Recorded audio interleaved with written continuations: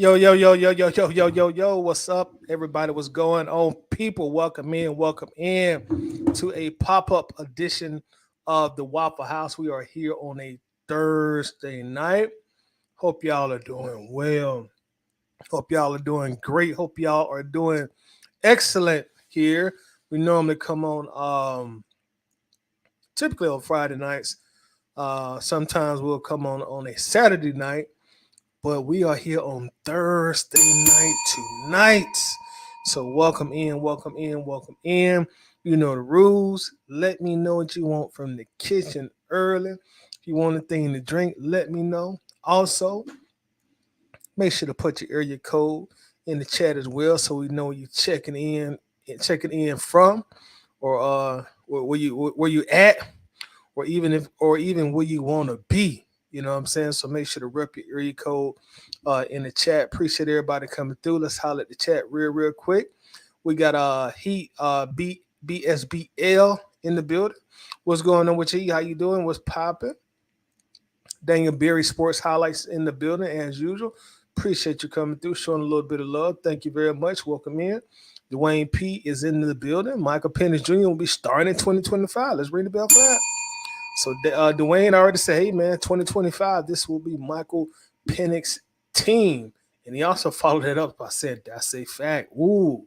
All right. So like you already made your decision up on that. Miss Lisa checking in as usual. Appreciate you checking in. Always showing love. Lisa, what's going on? How you doing? How you feeling? Got our brother Travis in the building. Says this should be an interesting topic.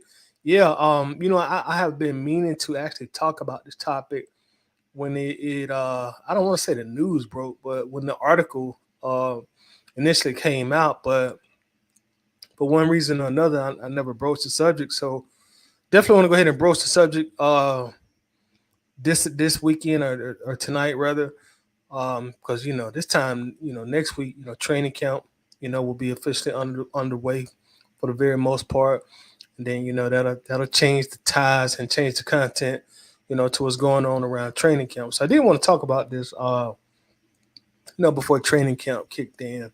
Travis, this should be an interesting topic. Let me get my usual all-star with bacon, cheese grits, and a tall glass of that orange juice order up. We got you, bro. Appreciate you, man. Thank you for coming through. Got our dog, RJ Falcon 242 in the building. What's going on, RJ? How you doing, bro? I'm doing fine on this nice Tuesday edition. Lisa says yes, the pop-up show. Lisa popped up on a Thursday on a Thursday night. So we are in here. RJ said 252 Bahamas. Oh, shout out to the Bahamas. I've never been to the Bahamas. I always wanted to go, man. So maybe I can get to the Bahamas soon. Travis says that big 478 energy in the house. Shout out to the whole 478, the whole 478, everywhere from Forsyth all the way down to Hawkinsville, the whole 478 in the building. What's going on? Lisa repping that 404 in the building. Shout out to the entire 404. Also, Fulton County in the building. I think that includes some of the Cavs as well. I think that includes some Clayco also. Y'all correct me if I'm wrong, but shout out to the entire 404 in the building. We got our dog Cool C in the building. What's happening with you, Cool C? Says 770 in the house. Shout out to the whole 770 in the building. What's up? Big 770 energy. Brian in the building says 404 all day long. Let's ring the bell again for the 404 checking in. 404 always coming in real deep, real strong. Yes, I said strong. Shout out to the whole 404 in the building. Got our dog False Start Falcons in the building. What's going down? False Start says, what's up, T? Let me get that peanut butter waffle egg with a jalapeno and cheese, 2 sausage patties. And hold on. Let me ask my old lady what she wants. Let's ring the bell for that. Well, hold on. Be patient. Let us know what she wants back from the kitchen. Lisa says, y'all, we made it through another. I said, yeah, toast up. Cheers to that. Yes, we made it through another season. Finally. We got our dog Brian Peoples in the bill. Let's ring the bell for Brian. Repping that 843 South Cackalack is in the building. Shout out to the whole South Cackalack. 843 to 803 to 864 also in this thing. What's up, South Carolina? Yeah, appreciate y'all, man. Thank y'all for coming in. Also, do me a favor, man. Hit that like button for me, please. Please hit the like button for me. It really triggers the algorithm. Lets YouTube send us out to different spots. So please hit that like button on on the video for me. Yes, we are here on the Thursday night. Again, typically we would be here on Friday. Sometimes we check in on Saturday, depending on a lot of times what my schedule looking like.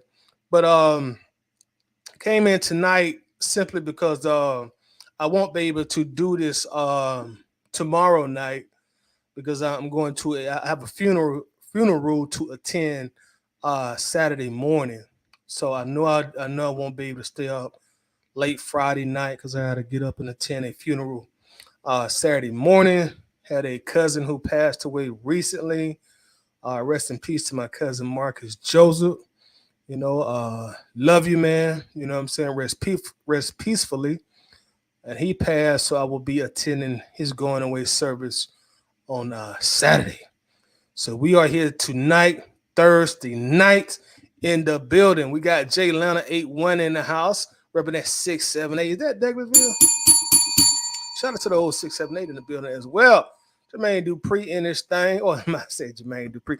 Jeremy Dupree in this thing. My bad, Jeremy. Excuse me, bro. Says, what's popping, my brother? What's going down, man? What's going on? What's happening? But yeah, we are in this thing, man. Brian says, prayers to you and your family. Todd, appreciate that, man. Thank you very much. Lisa has the praying hands up. Appreciate it, Lisa. Thank you. Appreciate it, RJ. Thank you. Condolences to you and your family. I really appreciate that, y'all. Yeah, he was a young man too. He was only 45. Passed away of cancer. And I'm sure we've all lost, at least one person, that was close to us or a loved one because of cancer. But he was only 45 years old, passed away of cancer, So, as best as we're able and capable, let's take care of ourselves, and love on each other,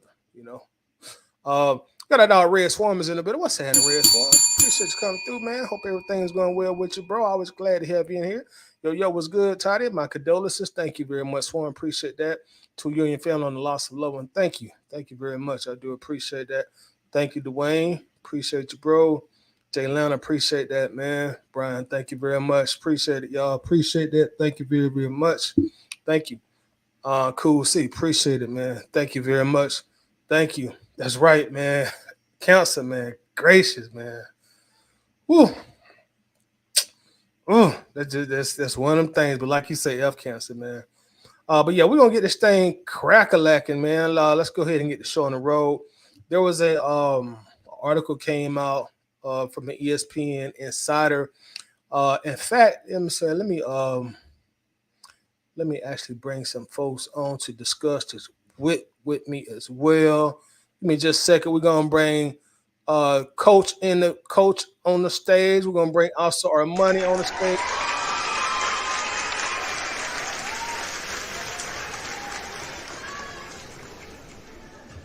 And how we doing, y'all? How we feeling? How y'all doing, brothers?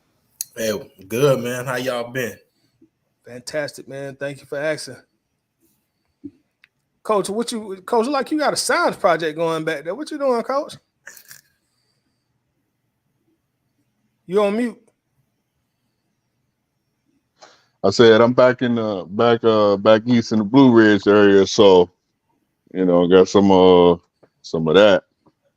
I don't know if I can say it on YouTube or not. What is it? Some alcohol? Yeah, that good old lightning. Oh, go ahead, bro. Go ahead. Moonshine? Yes, sir. Let's ring the bell with some moonshine. that real that you can't take more than a little bit for real. Yeah, man. I know what you mean, bro. Ain't nothing like some good moonshine, man. But yeah, y'all, welcome in, man. We're gonna start off with the I'm going to assume that did you guys see the article put out by the ESPN Insider that said Kirk Cousins could be traded next offseason? Did you guys happen to see that? It came out maybe about 10 days ago. Mm-hmm. Yeah, I seen it, but I didn't know if it was like, because I get a lot of like what is it called? Well, like they give random trades and like fantasy trades. So I didn't pay it no mind, but it was a real thing. Oh, okay. Yeah, it was a legit article, man. He was talking about why he could be traded, the financial implications of why he could be traded. Of course, this is our hypothetical. Like I say, training. We're on the brink of training camp, so this is the time you have articles like this, a lot of speculation. But I'm interested in being at Armand. I know you said you did see it. What's your thoughts after reading it or speculating it? I mean, it kind of makes sense, but then it kind of doesn't make sense. We signed him to a 4-year deal, 100 some guaranteed. We got to have him because this money is guaranteed for the first 2 years. So we got to have him for at least the first 2 years. I don't think he's gonna be. If anything, he's gonna be traded in like maybe the 3rd year when we can cut him and it not be such a major dead cap hit. So, and he won't have no more guaranteed money left on his contract between this year and then the 3rd year. So after that, you can do what you want to do. I just don't see him getting traded unless we just fall out the sky for some odd reason. Yeah, I can see him being traded. And if Michael Penix comes in and like starts to bring us back to life, yeah, he probably getting traded. He probably getting traded next year. Yeah, I'm pretty much in agreement with you with that, Armani. Coach, what you think?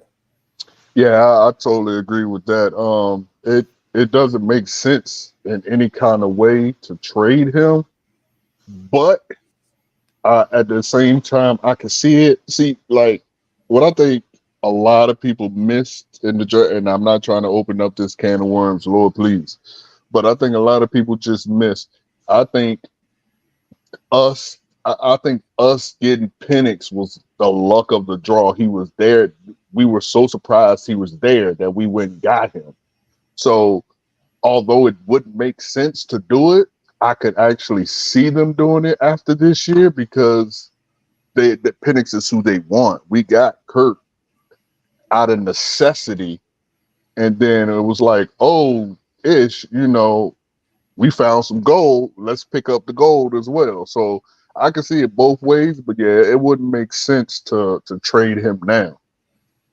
But I literally can see them doing it after 1 year. Yeah, I agree with you. I'm kind of in agreement with what both you guys are saying. Is it likely that he be traded? No, likelihood, no. But like I might say, Michael Penix just came in and he just played prime Barry Bonds. Even though that's baseball, he forced the Falcons' hand, and they actually have to start playing him going into the 2025 season. Yeah, they may do it at that point. Also, the Dan Graziano, I hope I said his name right, but he pointed out the fact that Penix is on a 4-year deal. And this is some of the concerns that other people, fans and non-fans, had about the Penix draft pick. But with him being on a 4-year deal, you want to make the most out of that rookie contract while it's cheap, relatively speaking. That's a SHIT load of money to us, but in NFL terms, it's peanut, $4 million a year for a quarterback. So they pointed out the fact that get as much as they can out of that contract. As far as the financial stipulations of that, hypothetically speaking, if they were to trade him next year, that would be a $37.5 million dead cap hit that we'd have to incur in 2025.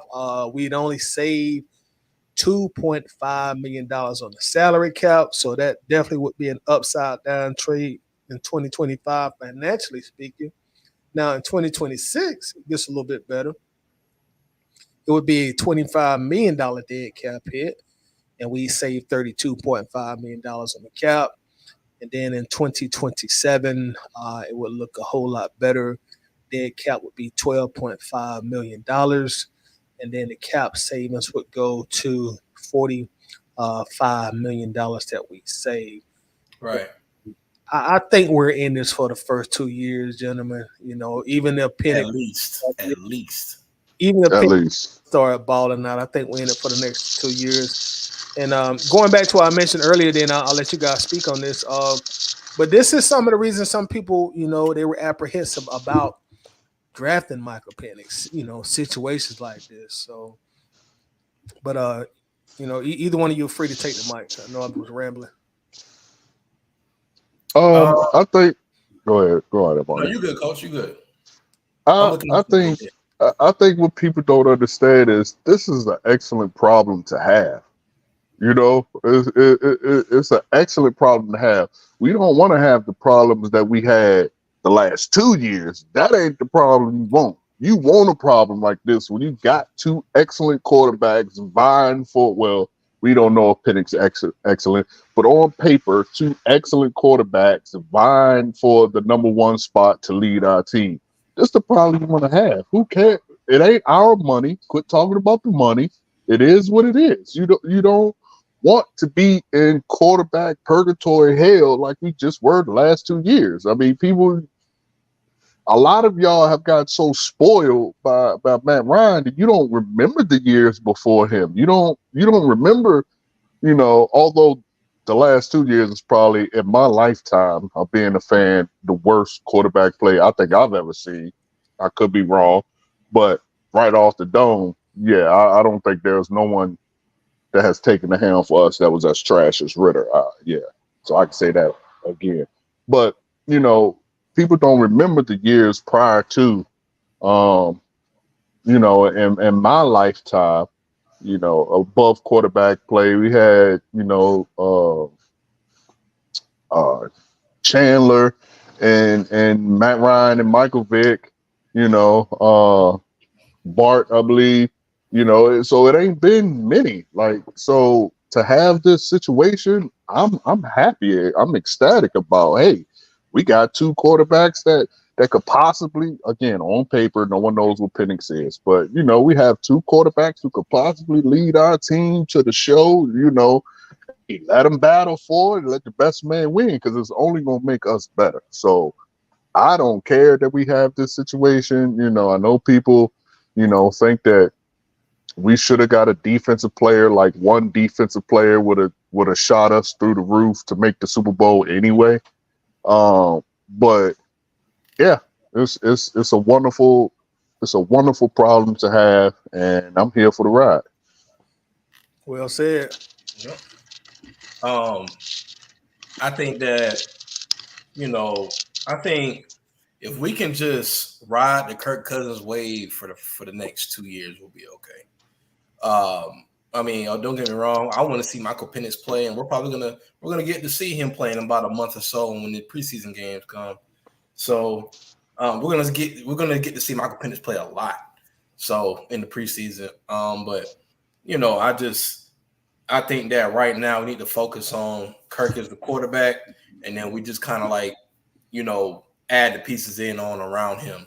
Whatever he needs. Like Coach was saying, I don't think one defensive rookie wasn't going to make or break us this year. Not at all. I really don't think so. No. Now quarterback is going to make or break us. So they're trying to get back to the postseason. I understand where Terry Fontenot is coming from.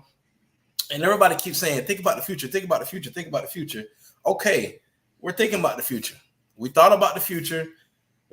When we drafted Michael Penix, then they'll say, well, what about the defense? I said, we went defense the next 3 to 4 rounds. The bread and butter of the draft, especially for quarterbacks, is in the first round, regardless of anybody thinks it or not. Right. So, especially in today's age. Right. You're not gonna get many Russell Wilsons and Tom Brady. Like, it just don't happen. It don't happen. Brock Purdy, those are the anomalies. Unicorns. Yeah. Unicorns. It's like winning the lottery in real life, It's like winning the lottery, and I think you might have a better chance of winning the lottery. Anyway, I do too. I do too. Right. Seriously, I do too. I'm just saying you might have a better chance of winning the lottery the way these players are coming out now. But Kirk Cousins is the quarterback. I think we're gonna do what we need to do. I do believe we might make a trade or a splash for a defensive player if the defense isn't looking to par in the first couple of weeks. But because I think the trade deadline is September or something like that. So I think October. October, right? Yeah, that's what okay. So, we have a lot of, we have a lot of things to look forward to, man. And I'm ready for it again. I'm reading right here a contract. Kirk Cousins has $90 million due between 2024 and 2025. And then he gets $10 million in the next 26 and 26 with incentives. So we are eligible to either trade or probably cut him in 2026. So just ride the wave for the first 2 years, see if we can get to the big game. If we can't get to the big game, you can trade him, release him without much penalty, and you can just insert Michael Penix Jr. And as we know before, when you have a veteran guy in front of a rookie, it does help. Yeah. It's kind of like the, Patrick Mahomes and Alex Smith type situation, the Brett Favre, Aaron Rodgers, then the Aaron Rodgers and what's my boy name? Jordan Love situation. Jordan Love, yeah. Yeah. So this is a formula that's proven to work, and I don't understand why everybody is up in raves about it. Nobody, because it's not name that it's not that big flashy name. Know, for whatever reason, our fans get attached to names, bro. Yeah, and I don't understand it. Yeah, and we just ride the wave for the first 2 years because we might get something out of it. You might go to the Super Bowl. You might win the Super Bowl. We get a Super Bowl out of Kirk. We got our money's worth, and then we can move on to Michael Penix. So hey, I'm with it, man. I'm all with it. Just ride the wave. Yeah. Go ahead, Coach. And just to piggyback off what he said real quick, I harken back to, I said it a couple times, going back to 2016, because that's really the litmus test in the last couple of years.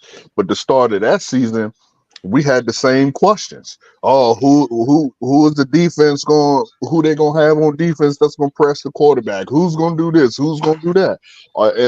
All it takes, and of course we had Vic turn up that year, sack leader. All it takes is one person to have an extraordinary year, and the sky's the limit. So people who keep screaming, who's going to get the quarterback? Who's going to do this? Who's going to do that? Again, they said the same thing in 2016. We had one player have a breakout year, which is all that's needed. I mean, in football, all you need is all the ingredients to mix at the same time. That's all you need. That's all you need. Yep, just like some Kool-Aid. And welcome in, John. All that shine. All that shine. And I'm going to let you talk on this, John. I'm going to read the comments real quick to get us caught up. Red Swarm, and actually, I think both of you touched on this, but Red Swarm says it's really too early for discussion of moving on from Captain Kirk. Suppose he leads us to an NFC championship and the Super Bowl next 2 years. What then? And you both touched on that. You win a Super Bowl. Honestly, I mean, if Kirk Cousins leads us to a Super Bowl like this coming year, hey man, we might let you ride that whole contract out, man. Absolutely. Yeah, let him play. Hey, Michael Penix, you're going to have to be Jordan Love Jr., bro. Hey, it'll just be ready when your name is called. Jeremy Dupree says, for the first time I can remember, we have depth at 7 to 10 positions. Yes, we do, man. And that's one of the things. You go through a rebuild, you get some cap space, you do a lot of drafting, and that's how you start accumulating talent. You don't have those mega quarterback contracts on the books, which we did not have until this year. And I still believe it's not really a bad deal. Now, if Kirk comes in and play like he's played these last 2 to 4 years, it's a good deal. Now, if he falls off the cliff, Terry Fontenot, your head is on the chopping board, on the chopping block. Excuse me. Swarm also says too early. That's why we maintain the leverage. Get out of the contract after year number 2 in case the first 2 years don't go as desired. Yes, and that's just what I was mentioning also a moment ago. That's why essentially the contract is only guaranteed for really just 2 years. I know you got a third year of like $10 million guarantee there, but you're talking quarterback contract. That's nothing in the NFL. $10 million. That's nothing for a quarterback. Swarm says, facts, coach. Swarm also says the last time our quarterback situation was this good was Matty Ice, backed up by Schaub. Swarm says, sorry, guys, I got to correct myself. Schwab was backed up by Vic. Yes, that's correct. I know exactly what you meant. Lisa says, speaking of Russell Wilson, I wish him all the best after week 11. Nando in the building. What's going on, Nando? Says, I wouldn't mind the trade as long as Kirk gets long as Kirk gets to start. If his health holds up, yeah, and that's another thing. You know, we're hoping that Kirk does stay healthy. You know, which I'm feeling confident that he will. But it's the NFL. You never know. You know, you definitely never know. Shout out to Miss B in the bit. What's going on, Miss B? What's up, Miss B? Says, hey, Toddy and panel. Hey, back to y'all. Make sure to check out Miss B also on YouTube. Make sure that you do show us some love. Run up the comments, run up the likes, run up the shares. She has a great show over there, The Queen's Chamber. So make sure to show us some love. John, we're going to pass the mic to you. I don't know, John, did you have a chance to read that article that we was talking about? I heard some about it, and it was undercover rumblings about that particular subject and what we could do. But, gentlemen, when you lift your hood on a car and you look right after you pick it up, there's this liner that's right there. That's in case the motor catches on fire. The little plastic clips that hold it in fall down on the motor and smother the fire to a certain extent, if it's not too bad. I didn't know that, John.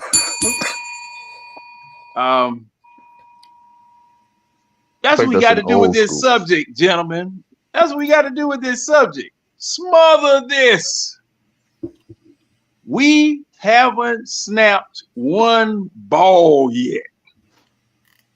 Haven't snapped a ball yet in preseason and a preseason game with either Kirk Cousins or Penix, and we trying to get rid of somebody. Right. We trying to get rid of somebody already. Hold up. Wait a minute. The thing that I am concerned about right now is will Kirk Cousins play in the preseason? Kirk Cousins needs to get some reps in the preseason. Give me one drive. Give me a drive. Score a touchdown. Then he said he wants to play, John. He said he want to play. He probably won't. But this is the thing. Familiarity under live fire conditions, not familiarity under conditions where that's your own man. Live fire conditions is what, gets you guys together. This is what you got to see what you got against somebody else. Now, I think we're scrimmaging against Miami again, correct? Yeah, as usual. Yeah, but I don't know why the Dolphins got that job, but but hey, that's fine. But this man, we've got to see what it is we have first. Got to see what we got. We got to see what we got. Because thing is that, and by no means when I say this, and I'm comparing Kirk Cousins to somebody who just left here. Oh Lord. But hey, you remember when Matt Ryan was here, and did he play a preseason game? Yeah, Matt used to play a lot of preseason. Yeah, memory serves me correct. Yeah, he used to play under the last regime. Oh yeah, true. Under the last regime, see. And it was a thing where, okay, Matt Ryan already, he's already a pro. He doesn't have to do this. He doesn't have to do that. But if it's good enough for Tom Brady, it's good enough for anybody else. Oh, absolutely. Able to go out there on that field. Yeah, because Patrick Mahomes played in the preseason game. Yeah, Pat played like the first 2 games. He played like a whole half, did he, last year? But that didn't want Desmond. You know what? I'm Well, your coach, ex-coach, he said after one series, that's my quarterback right there. Lord Jesus. That's what he said, which was you could hear the man like in the Wild West when the man's getting ready to go to a shootout. You can hear the dog on Undertaker over there in the office just nailing that coffin together, right? Because he steady putting nails in his own coffin And hey, that's what buried him. That's the only reason. That's the only reason Raheem Morris is here this year. Yeah. No quarterback, bad judgments, bad decisions. Yeah. When these articles and things of this nature get written, I have to take it with a grain of salt. And this time I have to take it with a whole doggone container of salt. This one. Hold up. I got to wait and see what I've got, because see, the thing is, we're committed to the path. Okay, either by what we pay him for the year or the cap hit. We're committed to the path. Okay, so you may as well see what it is that you've got. Hopefully, this man will be ready preseason or regular season, because we were talking about last night in the eye test last night. If Kirk Cousins isn't ready, who starts? Do you start Heineke or do you start Penix? I don't know. That's That's a good question. I would probably say you if Raheem is smart, which he seems to be, I would say you won't commit until after most of training camp is over. Most of preseason is over, I should say. Excuse me. Most of preseason is over.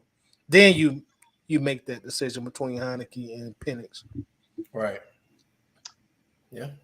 Now I've got a question, Coach. This for you. I got a question. Yes, sir. Yes, sir.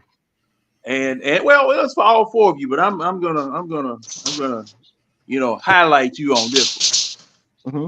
Is there a difference between a left-handed passer and a right-handed passer as to how the ball gets to you? So they say, I've never in my career as a player, all my QBs were right-handed. So I don't know. They say a left-handed passer, the ball spins the opposite way, which accounts for how you have to change how you catch the ball. At that point, I don't know. I don't know if that's a real thing, and then also I'm on the defense side of the ball, so I don't really particularly pay too much attention to the offense. But I hear it's a different feeling catching the ball from a right and a left-handed quarterback. But me personally, I don't know. I don't even know why the spin matters, but apparently it matters. So Yeah, that was something that we were discussing last night, and the ball does spin differently. It spins clockwise coming from the right, counterclockwise coming from the left, because when you throw it, you can't duplicate what you do with your right hand. Right. Or vice versa. And yeah, I'm not understanding how that matters in catching the ball, but apparently to wide receivers it matters. I've actually heard there's actually been talk about this discussion quite a bit. Yeah. I've just never understood it, me personally. I've heard it too. Yeah. Now, could that be why Roddy White had so much trouble catching Michael Vick's passes when he first got into the league? They say it's a whole new, from what I understand and have dealt with, they say yes, it's actually, you have to relearn like how to catch with a right and left-handed. I don't understand why it makes any difference, but again, I'm a defensive guy, so I never really caught too many passes from a quarterback. But I mean, I would feel like a catch is a catch. So I don't really know. You really got to ask somebody that played offense more than me, because I don't know. To me, it just seems like the ball is in the air, you catch it, regardless on if it spins forwards or backwards. I don't know. Because that's what you're looking at now. If it is a thing. I mean, they say it's a thing. They say it's a thing. I've heard it's definitely a thing. Now, if it's a thing, and the reason I'm saying it like this is because, we're discussing now, and Coach, you're kind of confirming it. That's what you're going to have to bridge go between, right? when you change quarterbacks. Right. Yeah. That's what you're gonna have to face when you change quarterbacks, because it's not like you're going from Matt Ryan to Schaub or Matt Ryan to somebody else or whatever.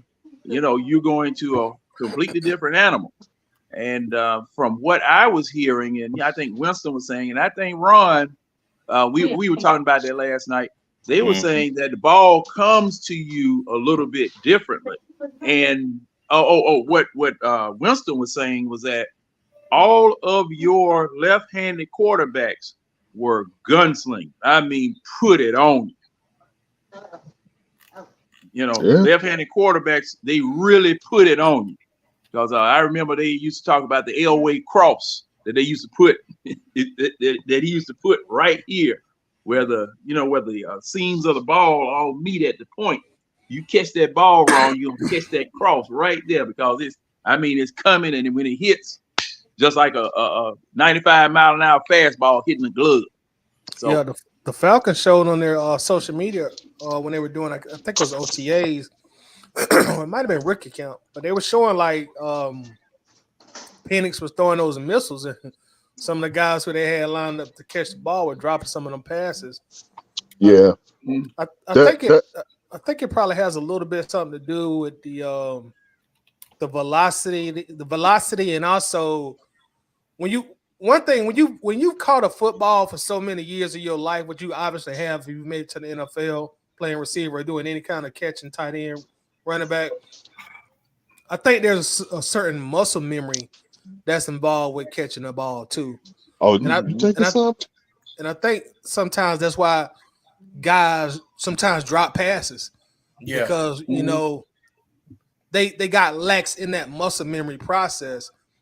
And I think when it comes from a left-hander, that can somewhat change or disrupt their normal muscle memory. Let me catch up on a few of these comments real quick, y'all. We'll keep going with this. Burst of Prey ATS says, what's good, fellas? Ripping our Falcons from the 806 Rise Up. Shout out to the 806. Where's the 806 located at? Also, Burst of Prey. Tail Sports and Gaming. What's up, Tail? Because I know the left-handed passer, Caleb McGarry, becomes very important. But the left-handed quarterback, your right tackle is more important than your left tackle. That's definitely a fact. Blindside. Jeremy says the ball has a different spin coming from a left-hander. Ray Ellison, what's up, Ray? What's going on? Says he also says, I heard the spin is different, but would that potentially lead to less picks as well? Great content, guys. Appreciate it, Ray. Thank you very much. Travis says Jerry Rice went from Joe Montana to Steve Young. That's a good point. That's true. That's a good point. Very good point. Yeah, but I feel like a catcher. I feel like, and again, people don't crucify me because I didn't play this position. I know, I definitely don't know as much on the offense as I do the defense. But I feel like a catcher is a catcher. Like, I've never had the two, so I don't know. But I just feel like it's a ball thrown up.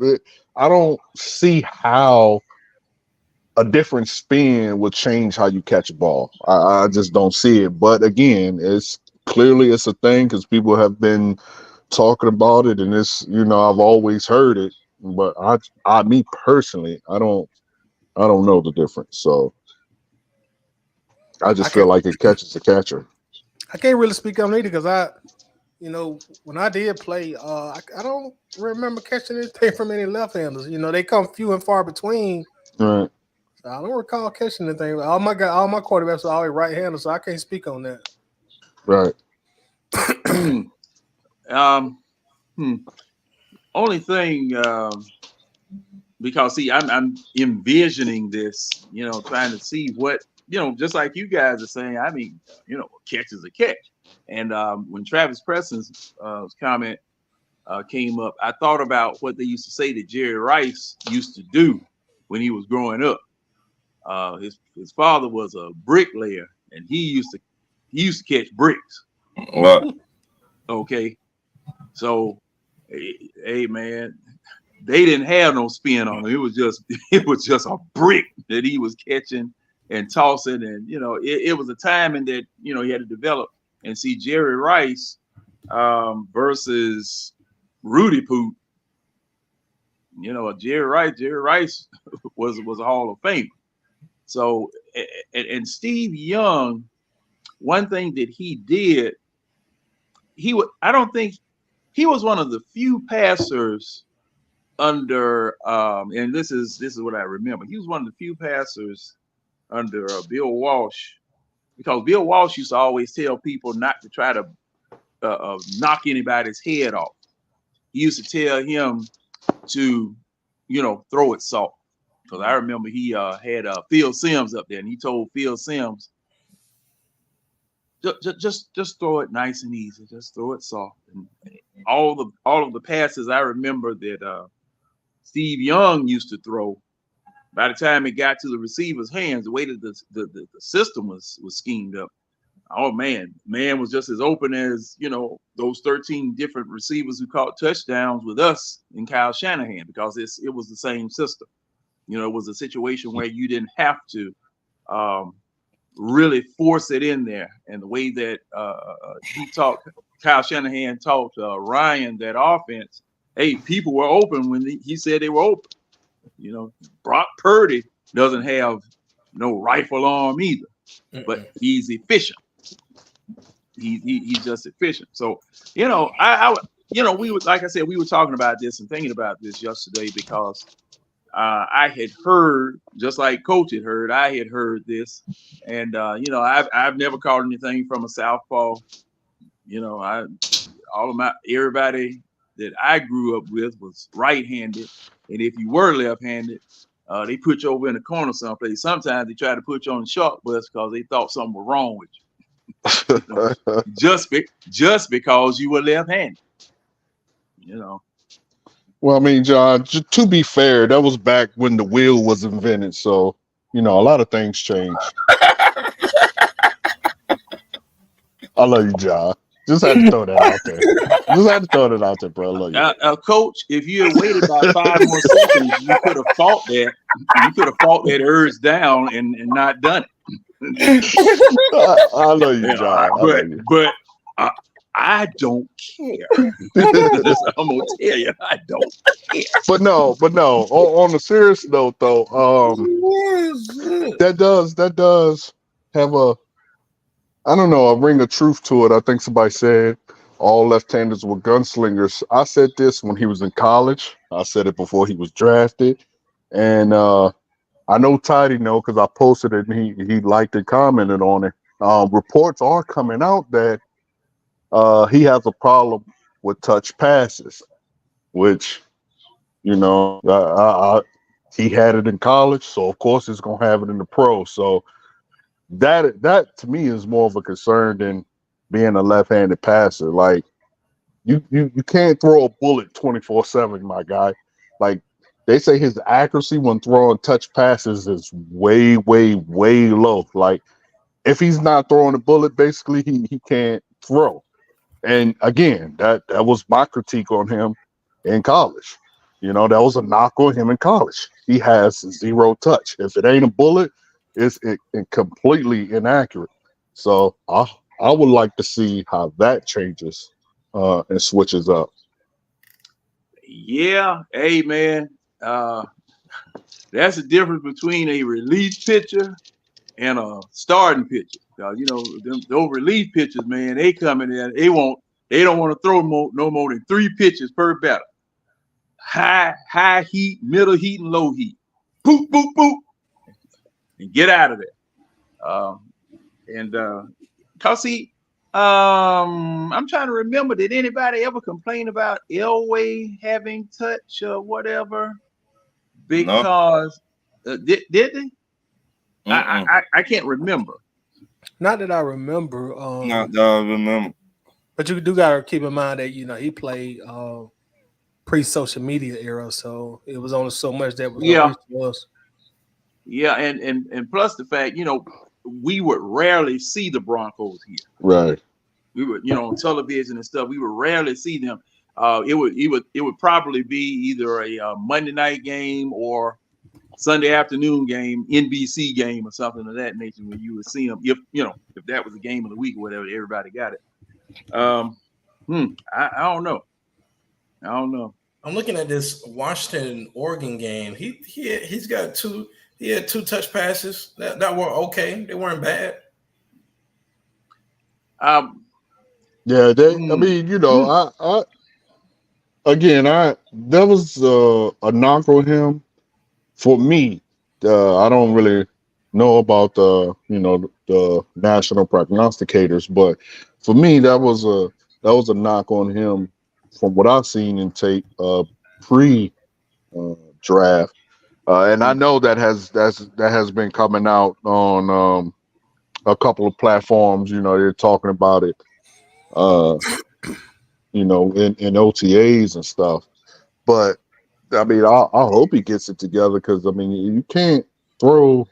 To me, a person like that throws a bullet 24/7 is going to have a high amount of interceptions. You can't always throw a bullet. I mean, you got to learn. You got to learn to touch. And to me, it's the same thing I said about Desmond Ridder. If you make it to this stage in your football career, you still have the same deficiency. It's to me, it's like a little too late. I don't see you being able to change 15, 20 years of a habit. I don't think it's possible, me personally, but hey, maybe. I should say otherwise with Desmond Ridder. The problem with Desmond Ridder, he did not really have no other quarterback to teach him the game. He did not sit behind. Yeah, that's true. But some things, bro, you learn from day one. You never, I'm a defensive guy, and even I know you never throw off your back foot. Throwing off your back foot is like last resort, and he would do it often. Right. But we gotta understand, we just threw him in the fire. Mariota, he cannot really talk to Mariota. Let's be honest. If Desmond Ridder would have a better OC than Arthur Smith and a head coach and somebody he to talk to, connect with, and sit behind, I think Desmond Ridder would have been a better quarterback than what he put out there. But this is what I'm saying. When the ish hits the fan, a person in any setting, no matter what it is, if it's sports, your job, whatever, when ish hits the fan and you get flustered or overwhelmed, you're going to revert to your natural instinct, your natural teachings. So the fact that his reversion was always to throw off his back foot, that's something you're not going to break him from. Right. It is learned behavior. So it doesn't matter if he was sat behind Tom Brady. If you fluster him, that's what he's going to do, and that is not good. That's all I'm saying. We could say the same old thing with Geno Smith. Geno Smith did not really get it when he was with the Giants, the Chargers. He had to travel, and he had to be in a system that built around him like Seattle is. Seattle built around Geno Smith. You see what I mean? Every system you might not get, it might take you a couple of years to get in that system. You don't just come out like CJ Stroud, just light the NFL on fire. That don't really happen like that. Yeah, you're absolutely right. But bro, we are talking about fundamentals. This is something you learn the moment you step on the football court in any position. So for me, it would be like linebackers. I would tell linebackers, you keep your eyes in the backfield. That's like them looking at the corner the whole time And I mean, when the play is hyped, and they just following corners, following the wide receivers. They ain't even looking in the backfield. Like these are fundamentals you learn from day one. And if you don't learn that from day one, and you make it all the way to the NFL, you still doing it. That's a problem, bro. Everybody don't learn the same way. You see what I'm saying? But bro, we talk about the NFL. We ain't talk about little league, high school, college. I'm with you on that. But everybody don't learn the same way. True. Michael Vick did not get it till Michael Vick went to jail, except for so many years. Then when he went to Philly, he got it. Why? He had Andy Reid. Andy Reid taught Michael Vick the basics. The basics is if nobody open, then you run. When Michael Vick was in ATL, he ran before he threw the ball. It a bit different. You learn. Well, now Ron, he had a reason. He had a reason to run him. He didn't have no line in front. That's a little bit different, bro, because that was his play. But Ron, you make a good point. Now let me, gentlemen, I'm gonna raise my hand. I ain't mean to go on steer us in this direction. I'm just saying. Oh no. Hey man, see the thing is that this is just healthy conversation. We're talking about quarterbacks because not Ron, but Coach. You're a coach for a reason. You're a coach for a reason. If you see somebody doing something that they shouldn't be doing, and then on top of that, something that you should have learned coming up, where your foot gonna be? On the ground, planted. No. One foot may be on the ground. And as my coach used to say back in the day, it's gonna be in his hind parts. See, there you go. It's in his hind parts. And see, that's the importance of coaching. That's the importance of coaching. Because see, yes, I agree with you. When you get into the NFL, when you get into the NBA, when you get into Major League Baseball, there are some prerequisites that you're supposed to have in your toolbox that you're supposed to know, so that when I say the word, okay, you know automatically where to go, what to do, how to act. Yeah, when you make it to that level, the only thing you're supposed to be ready. Yeah, the only thing a coach at that level is supposed to teach you is how to go from college or wherever you were from to the pros. He is supposed to teach you how to acclimate to the pros. A coach at this level is not really coaching. Like he's not coaching. He's not doing X's and O's. He's teaching you how to navigate this game. You know what I'm saying? That stuff you're supposed to learn in high school and college. Like I don't understand that. But this is the problem. And Ron, you had something you want to say, Ron? Oh, okay. This is the problem. There was a period in time. Where a lot of your quarterbacks were coming out of spread offenses. They had never been under center from high school all the way through college. They were in spread offenses. They would get drafted to teams that would have you right up under center. So you had to teach them how to play quarterback coming from under center. It was just like going back to ABC 1, 2, 3. Now, and in doing that, it's just like they're learning the game of football from the quarterback position all over again. And that's why the coach was so important. That's why the offensive coordinator was so important. That's why the quarterback coach was so important, because you are now re-educating people. And just, it's just like you say, Coach, getting used to the NFL game. Okay. And that's why doing it, I believe that, I mean, when you got somebody like, you got to have guys, especially at the quarterback position. I mean, I've seen some coordinators that are good at coaching, coaching the offense, probably like somebody like, what's my boy name that was in Eric Bieniemy? He's pretty decent at calling plays, but when you have a quarterback right? And he's good. It kind of helps. But when you have a quarterback that's kind of like no offense to Desmond Ridder, when he has a lot of work to do, Right. You got to have a pretty good quarterback coach. Right. Michael Penix isn't gonna. He needs work. But he does. Believe that he has enough to where Zach Roberts can be like, you know what, I can work with this kid. He's got most of the talent that I need. I just need to push him this 15 to 20% to make him from good to great and possibly elite. But you're absolutely right. But again, my only thing is, and I truly believe that, I believe that his sitting down will possibly fix, his issues.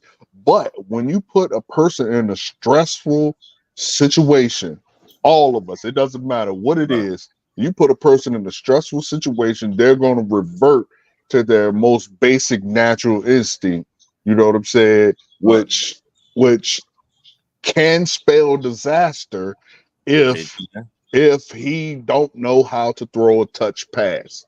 Right. Which is going to be a lot of interceptions if you start putting his feet to the fire, he starts getting flustered, he starts getting sacked, he gets trigger happy, but we have 2 years to work on that. And so I'm happy about that. I'm just saying from the reports that are coming out, he has a lot of work to do, which I'm glad we're sitting him. That's all I'm saying.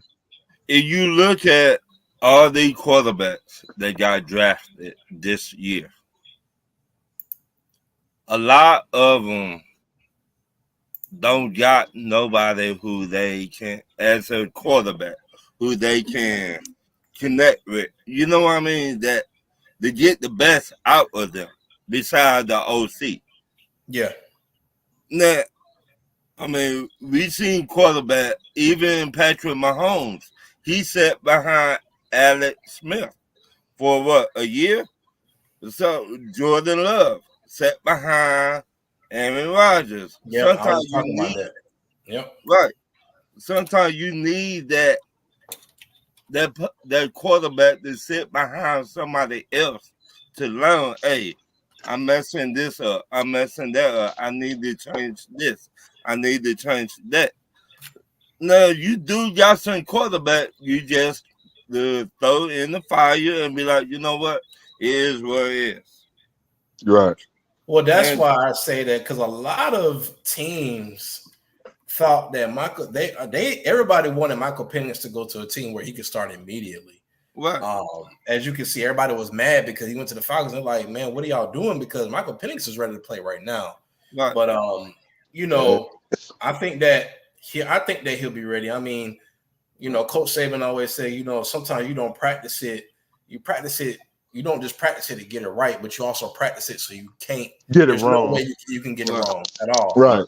So even when somebody gets flustered, or whatnot, those reps are made or should be made to be like, you know what, let me go, let me do what I was coached. So his new normal should be what he's being taught in Atlanta and not what he's been doing as far as the touch passes in Washington. So they need to just work through those kinks and be like, look, dude, we know you can throw the ball deep. We know you can you can bullet the passes. He's probably the most efficient passer in the draft. Absolutely. But he just got some. But it's only on bullets though. Yeah, I'm with you. Again, I'm not. Please, people in the YouTube Twitterverse and all that. I'm not saying that he's no good. I'm saying this is a good problem. I want him to fix. Yes, sir. Coach. Yes, sir. You ain't got to be apologizing and begging no forgiveness for what you say. Absolutely. I'm just saying. I just want people to. Look. Because people will take what you're saying. Your mind. Absolutely. People will take what you're saying and run with it. That's all I'm saying. Hey. You don't have control over them jokers grabbing and running. Yeah, that's true. That's true. That's true. Even And also, real quick, y'all, I'm gonna jump in real quick. We got the 1 hour mark, so that's gonna be our first time for our first game. 3-word Monty. Also, let me catch up on a few of the comments. On the Mark in the building. What's up, brother? How you doing, man? Y'all make sure to check out On the Mark on YouTube. Does some excellent Atlanta Falcons content. One of his latest videos called Logo Business. It's a very creative and also funny rendition of songs based around the Falcons, which have like a 1950s vibe to them. Right. Probably my favorite that I've heard so far is 28-3. So y'all go check that out, man. It's pretty. Oh cool. my God! Can we let that die? Damn it. No, but you should see this though, man. It's real creative. You get a laugh out of this, bro. Oh, okay. It's very, very funny. Very funny. Also, let's see who we got checking in. We got Raymond Collins in the building. Raymond, what's up, brother? How you doing, man? Good to have you in here. Lisa says Reddy got flustered and also made poor decisions. That Carolina game showed that. Yeah, he did. Got Big Dog Seth Thomas in the building. We're winning the division and going to the playoffs. Let's ring the bell for that. Definitely ring the bell for that. All right, so this will be our game time.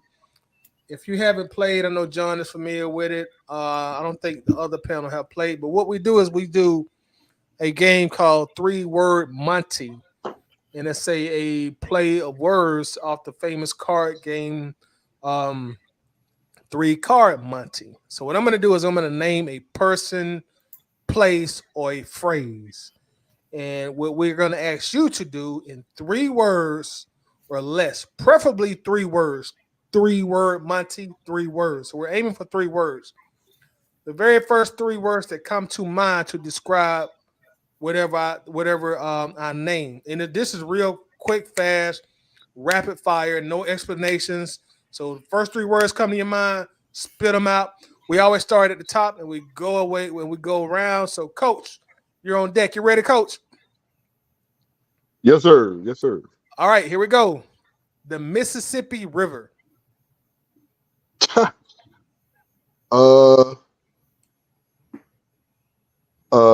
Dirty A water. Let's ring the bell for that. Dirty A water. I'm at the end of it. I live in Houston, so I see how the Bay and Galveston is, and it's atrocious. So dirty A water. Coach. Yeah. Yes, sir. That's the Sabine River. I mean, but it still all dumps into the Bay. So I mean to the what's that water? Hey, Coach, we'll talk, man. We'll talk. Yeah. Okay, gotcha. But yeah, dirty A water. Dirty water. That's a but you're right by that part. You always are right by that part. All right, Armani. Yes, sir. The stock market. Can't get right. Let's read the bell for you. I know a little something because I got some stuff. Hey, can't get right. That's all I'm saying. Yeah, I'm with you on that, bro. Some lessons on that because I can't get it right neither for shit. I be putting on my Robin Hood. I like, God. Yeah. I'm just. I don't. You know what? I don't even want to talk about it. Right. We won't even go there. That's about as bad as 28-3. All right, Big Ron Thomas, you on deck? You ready? Yeah. Jeff Teague. Oof. Jeff Teague. That's a basketball player for the Hawks, right? Yeah. Yeah, I don't know nothing about him. Ain't. Ron, give us 2 words. We'll take it. Ain't. All right, we'll take it. All right, John, you on deck? This should be interesting. Atlanta Motor Speedway. Redneck Racing. For that.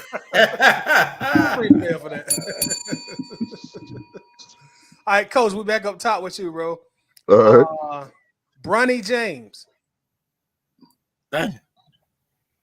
Hot dumpster juice. Hot dumpster juice. Going in on bro. He made his first 3-point. Oh my God, this is so funny. Yeah, of course, it was against an Atlanta team. It's garbage. Oh my God. Anyway, right. Go ahead. So, Armani, we back on you. You get all the interesting tonight, Armani. The Rocky Mountains. Oh man. The Rocky Mountains. I'm gonna use one word for this one. I'm gonna say unforgiving. Unforgiving. Can I say something to that? Go ahead. All right. So for those who haven't been, and I know, please don't murder me, my queens in the chat, but Snow Bunny Heaven is what I would say. Don't let Dr. Umar hear you say that. Yeah, my queens, please don't kill me. But yeah, if you know, you know. Don't let Dr. Umar hear you say that. Man, yeah, right? man, that is some of the prettiest country.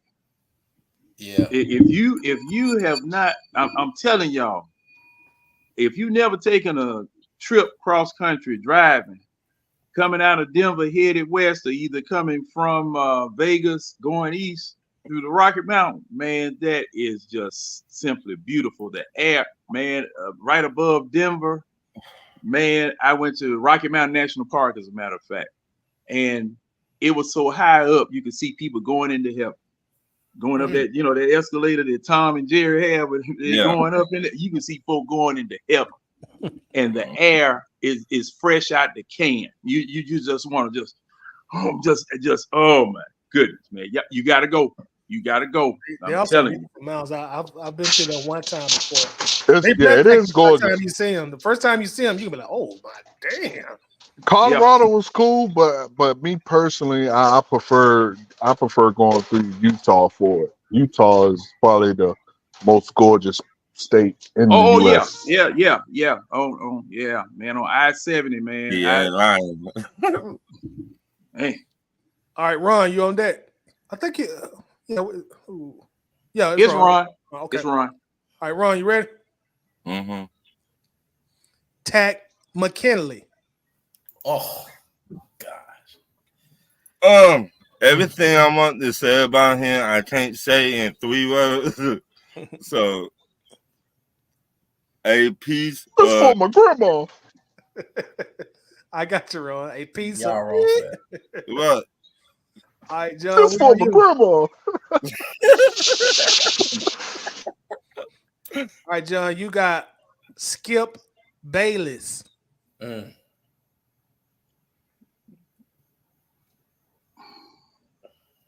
Controversial,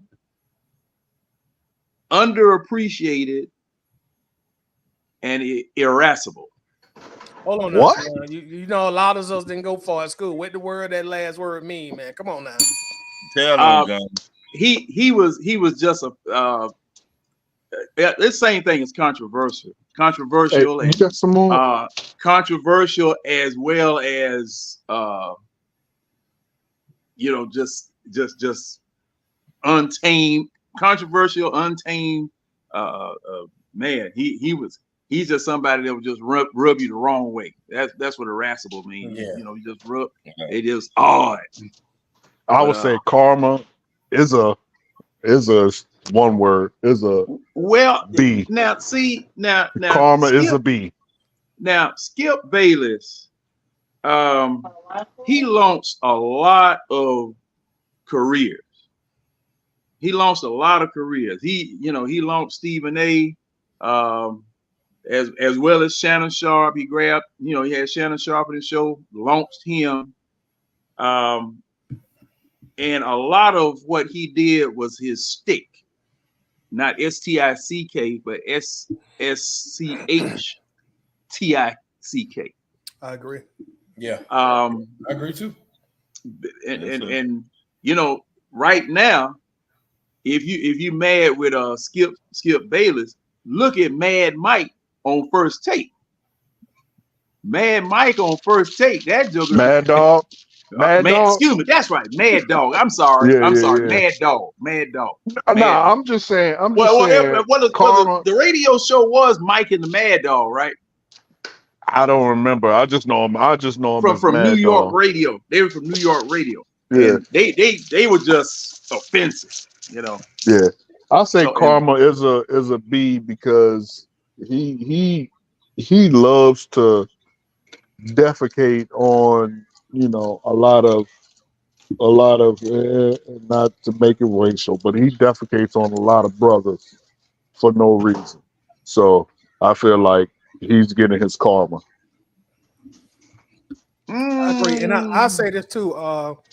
One thing John said about his stick, I agree with you on that, John. I think one thing about Skip Bayless is he played that role so much that and John, I'm sure you know the actual Hollywood term, but you play a role so much you become the role, and you don't know how to get out of the role. Does that Yeah, make you get Right. stereotyped. You get stereotyped. I think he got stuck in the role he was playing, and it's like sometimes Skip, okay, you off work, bro. Like come out the role, but Skip Bayless. Let's go to our next. Who we had next? Coach, were you up next? Yeah. Coach next. I just went. Okay. All right. This one. No, wait a minute. Who answered? Yeah, you just went, John. You had Skip. I did. Okay, Yeah. I did. Okay. Yeah, you had Skip Bayless. That's right. Coach just added on to it. Okay. So it's Right, Coach's turn. You got the Miami Hurricanes. Oh,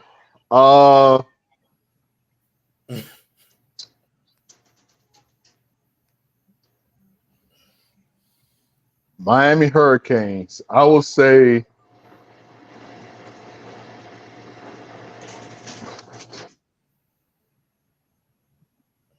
powerhouse before SEC. So for those millennials who don't know, Miami and Florida State were the teams to beat back in the 80s and 90s. So I would say powerhouse before SEC. And they had the dopest, again, I'm telling my age, the dopest outside of the Raiders, the absolute dopest starter jackets that ever was made. And I had one, and I was never a Miami fan, and I had one. Boy, they was dope. They were fresh. They definitely were fresh. They were dope, bro. I wish I had one right now. All right, so Armani, you up next. Mm-hmm. I hope you're old enough to answer this, Armani. You kind of young. Steven Spielberg.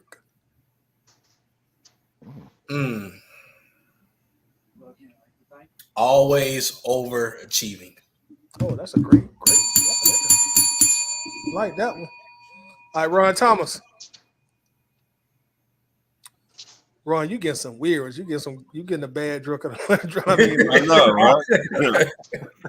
I don't even like this, and I'm looking at it like I wouldn't know how to answer this. All right, Ron, you got black eyed peas, the food. Oh.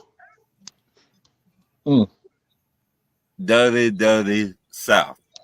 Yeah, that's a good one, Ron.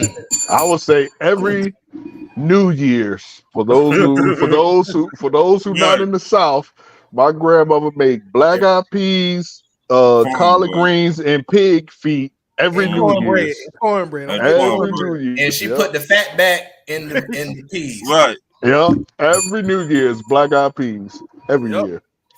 Did she make you go outside and be the first male to come through the door? Mm-hmm. Yep. Oh, excuse me. That just put me back in the 40s. real quick, Tiny, before you continue, Ron, someone posted it years ago and I lost it, but I really want that flag. So if you can send me a message on Facebook or where you got it, I have been trying to get that flag. I know someone sent it to me previously, but I lost it. But yeah, I want that flag. So a good friend of mine sent me this flag 5 years ago for my birthday, and I've been having it since then.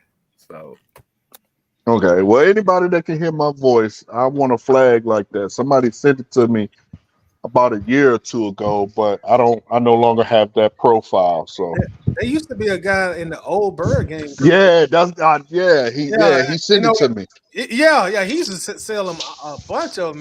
When the group got deleted, I don't think he rejoined. Or you probably don't even know it was gone. But so anybody that can hear my voice, if you know where to get a flag like that from, send your boy a message. But all right, I didn't mean to do that. Go ahead, Todd. You good? All right. So who we left off on Ron? Yeah. Mhm. All right. So let's welcome also Travis to the group. So Travis, we're gonna jump you in, then we're gonna come to John. What's going on, fellas? What's Not going much, bro. on? How's it going? Yes, What's up, sir. brother? Chilling, man. All Chilling, right, chilling. Travis, we're doing 3-word Monty that we did last week. I'm sure you remember that, right? Oh yeah. All right. So your word, 3-word Monty, 3 words off the top of your head. Quick fire, rapid fire. Walmart. Walmart. Everybody goes there.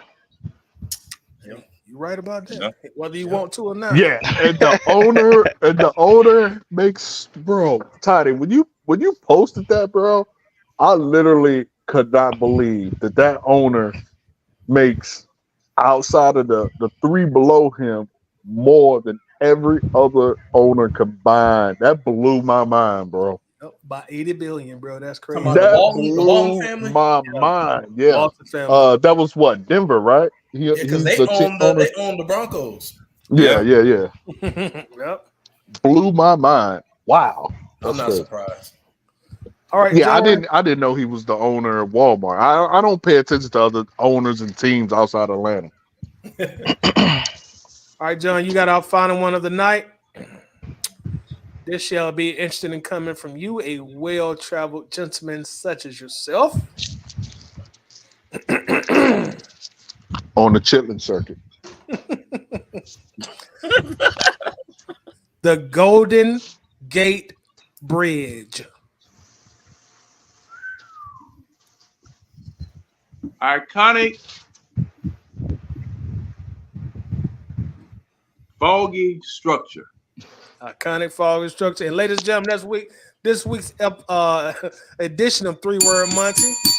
I want to thank the entire panel for playing with us, being good sports as usual. I do appreciate that, fellas. We're going to jump to our second segment real quick. We can always come back to talk quarterback, as y'all already know. And this guys, this is going to be one of those off season. You know, this is probably our last weekend before training camp, so this is going to be an off season topic. But this is something I've been thinking about the last 2 weeks, and I really want everybody's perspective / opinion on it. I'm gonna preface this by saying, was Julio Jones correct in asking to be traded? Now, let's go back to when we all went through that stuff with Julio that offseason, which I think was about 3 years ago now. You know, you got him popping up with the Dallas sweatshirt.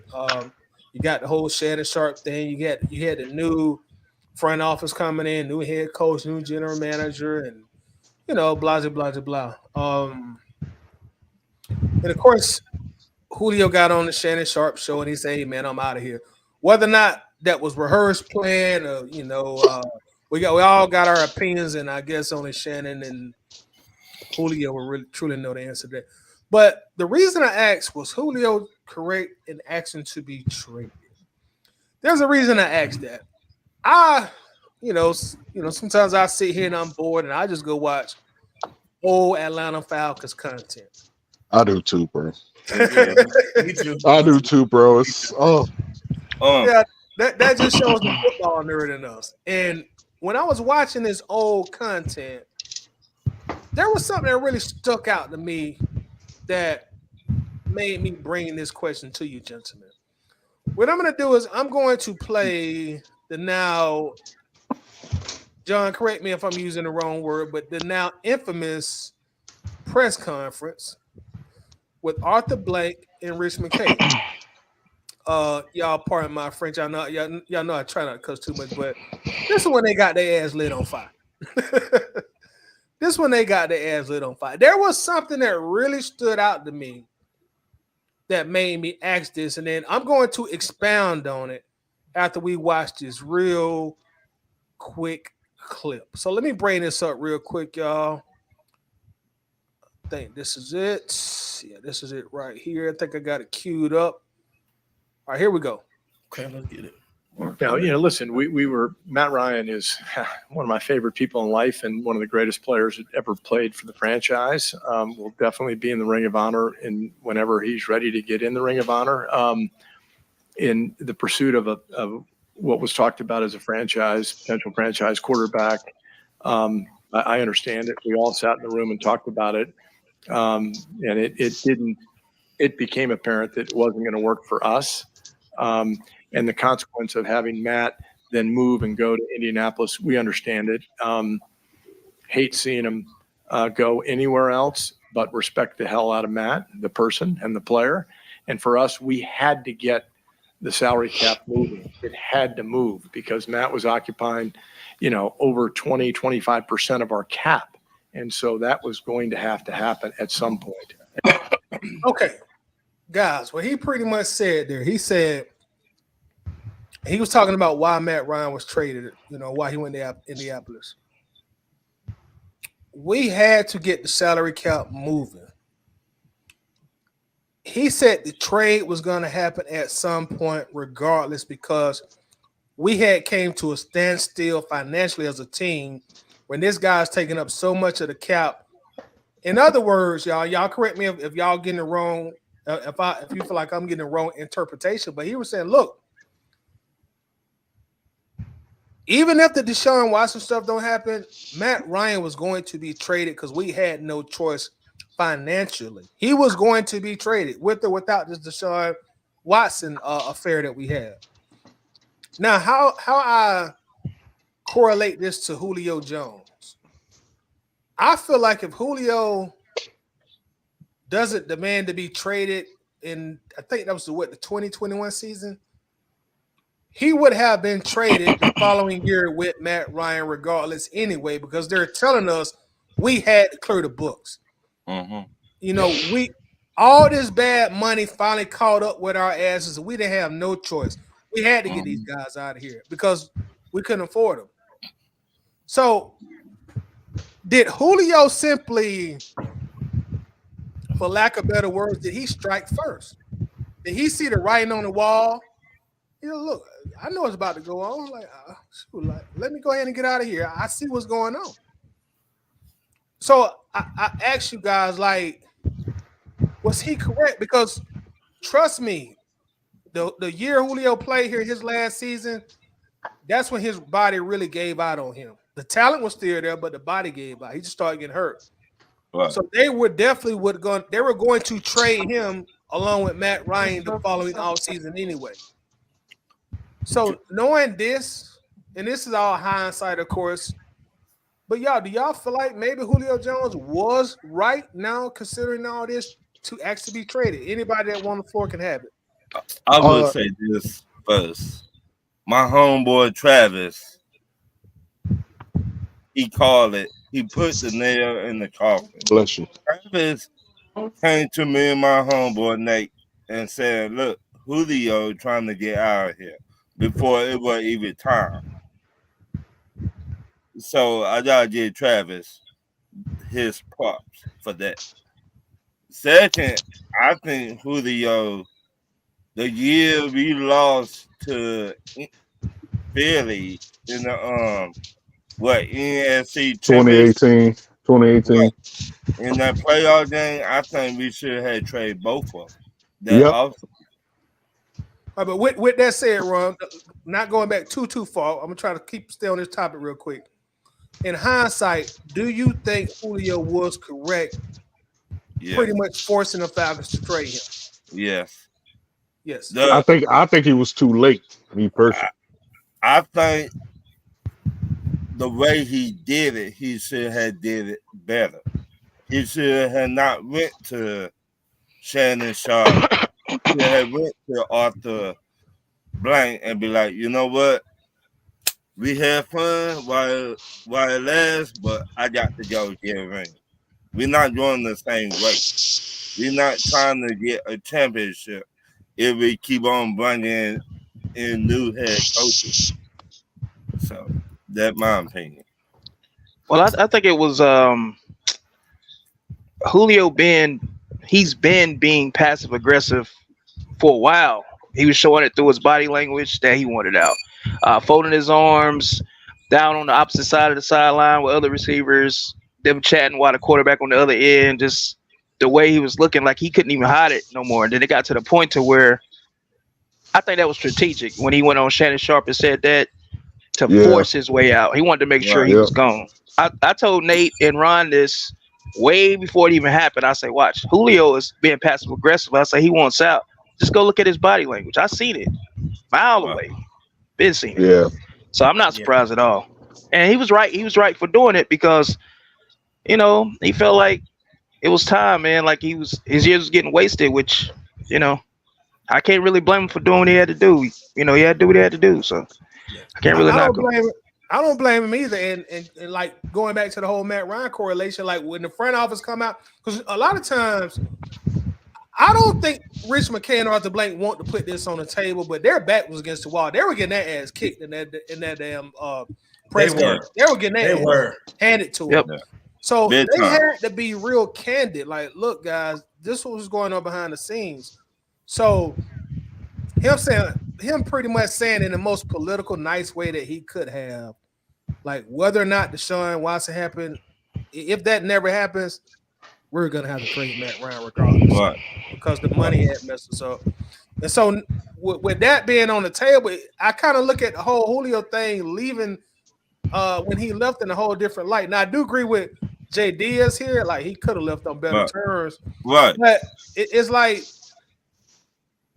it just shows you, like when it's your time, the team ain't gonna waste no time getting rid of you, because like especially with Matt Ryan, they had drug this in our heads so much.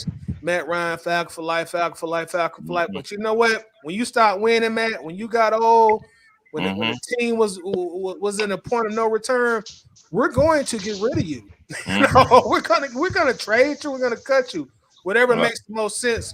So now, looking at all those factors on the table, I look at Julio leaving in a total different light. Now, y'all, you know, I think that I mean, Julio, I'm gonna be honest, man. I think Julio got frustrated after the Super Bowl collapse, because I'm gonna be honest. I think he made that catch. That should have been the game, but not the crowd over spilled milk. But the next year, you bring in. I think Julio got tired of having to learn new systems over and over and over again. Kyle Shanahan leaves and goes to the 49ers. You bring in Coach Sarkisian, who apparently, rumor has it, y'all wouldn't let him run his own stuff. So that's frustrating in itself. I'm like, okay, I got an offensive. Sark is a pretty decent play caller to me. You got a guy who you're bringing in. Y'all won't let him even run his own stuff. And then we do good that year. And then the next year, you know, he leaves because he was the scapegoat. And then you bring in somebody else. It's just too much going on. I think Julio's getting frustrated. It's too much going on in the coaching staff, too much going on in the front office. And then I believe, and I can see Julio's face after that Dallas game when they didn't fall on the fumble. I'm just like, oh my god, he was done, man. He was I done. think that was it. Yeah, he was done. I don't blame him, because I don't get mad at Julio, because we all know that the NFL is a business first. They're gonna always look out for them first. Absolutely. Just like any other company you work for. They're gonna do what's in their best interest, not necessarily bottom line what's in your best interest. So I think that Julio just he fell off the ship before it got going. That's exactly how I look at it. The residual backlash of having to bring in a new coach and rebuild. So I don't blame him for wanting to leave and trying to go to a contender to win a championship. You know, people always get mad. Oh, well, he shouldn't have did it this way. He shouldn't have did it that way. Well, I'm just like, if Julio would have got traded, let's say Julio gets traded and they don't, I mean, because a lot of players can get traded that they don't know that they got traded. Find out on Twitter like we do. You're right. So would it be fair if the Falcons would have did him like that, or is it fair that he went ahead and just say, you know what, I want out. I don't want to be here. Yeah. I don't think that Julio went on Shannon Sharp's first take, undisputed, and didn't tell the Falcons first. I really don't believe that. I think he was blind. He blindsided them with that one. That was you could tell that was off the cuff. That was strategic because when Shannon asked him that, he was like, I'm out of them. That's what he said. He said quick. Okay. And it was like you could tell it was off the cuff. It wasn't nothing that he just planned, because if he would have talked to the Falcons, he wouldn't have said it like that to Shannon. Yeah. Okay, I give you that. Okay. I just think that, man, it was just time. You got to get, we done tried with these guys. We done been to the NFC Championship. We done been to the Super Bowl, and we can't get it done. It's time to move on, and that's okay. That's why I wasn't upset when it happened. Because I already knew. Had a video of saying, you know what, man, I remember because it was on a cold October night, and I was just getting there from work. I was watching this video, and I'm listening to it in my car, and I get in the house, and he was just like, man, it's time to cut these guys. Grady need to go, Julio need to go, Matt, I need to go. I said, dang. Yeah. I think it was a year too late. It was literally a year too late. We should have traded him 2018. At the end of the 2018, when we failed to beat Philly in the playoffs. Right after that, we should have traded him. That was really the time then. Well, trade both of them then. Yep, trade both of them right then. At that time. Let me read this. I'm sorry, Ron. Let me read this question. This was a statement from Lisa, because this is probably the most common thing that I hear about this Julio situation. Lisa says Julio wasn't right because he asked the Falcons for more money before his contract was up. If he was unhappy and wanted to move on, why ask the team for more money? Whoever want to answer that, go ahead. I mean, it's self-evident. He's a pro. Exactly. It's self-evident. Like if it was up to him, he wanted to try to get his money or whatever, but once he seen the writing on the wall, he seen how everything was going, man, he was out. And of course he's gonna try to get more money as a player. It's a business move. But if he can stay here, he a pro. And see now, let me stick my shovel in this dirt. Number one, I don't know who that was on the phone with Shannon Sharp. Don't start, John. I don't know. That's Julio. We know Julio's voice. They had a whole conversation. We know that's Julio. No, I don't know. Boy. Here we go. I don't know. Listen, if y'all don't know Julio's voice by now, then something's wrong. No, Julio, you hardly heard Julio's voice. Think about it. Nah, I know Julio's voice, man. You may, but I don't know Julio's voice. I don't know who that was on the phone. Okay? Fair enough. I don't know who that was on the phone. So, me not knowing who that is on the phone, then what made it where I thought that it was Julio was on the phone was the Falcons' reaction to the whole phone call. Then all of that outrage, all of that angst and everything that the Falcons was putting on, it went away. Just disappeared. Because there were questions being asked as to whether this was tampering or whether this was legal for him to do, for Shannon Sharp to do, because it was a whole bunch of questions going on, but then those questions went away. Okay, now Julio Jones, and I kind of got, this is kind of difficult for me because I've been thinking about the question ever since, when Teddy first asked a few minutes ago. I've been thinking about the question because, see, this was a situation where Julio and Matt Ryan, I had heard rumblings that there was a rift between those two prior to 2017. Okay. Sounds about right. Well, I'm not sure whether it was because Julio really was not used right, because see, that's and Tidy will remember this. I said, if you're not gonna use Julio right, trade him. If you're In not my gonna use opinion, him right, I think he was trade him. used right. I think he was used right. He Yeah. was the workhorse, just like a Megatron. Well, You no, the use him. reason You why use him from the 20 to the 20, and then once you get to 20, all eyes are gonna be on him. So then you use a Sanu, you use a Hooper. In my opinion, he was used. Right, That's how right. you use. Coach. I can't say he wasn't used right because Matt Ryan got Hall of Fame numbers mostly because of this man. So I can't say that. I vehemently disagree because do you guys remember how many steps Julio used to have on defenders and had to stop and come back for the ball? Yeah, stop and wait. What? That's Julio's a Matt Ryan thing, though. numbers- That's not Julio thing. That's a Matt Ryan Yeah, that's thing. a Matt Ryan thing. That's my point. That's my point. Julio was brought here in 2011 as a response to what Green Bay did to us down there in the dome. Arthur Blank said, "Go find me somebody that can take off with it." They went and got Julio. Tidy knows. Ron knows. I know y'all know because after every game, I'm on the radio. Yep. After every game, when I joined Bird Game, I'm cutting content. I'm cutting content on Monday. I'm on my way to work Monday after a Falcons game where Matt Ryan, he done bust out every light in the top of the Georgia Dome. Because, instead of him throwing passes, he throwing javelins.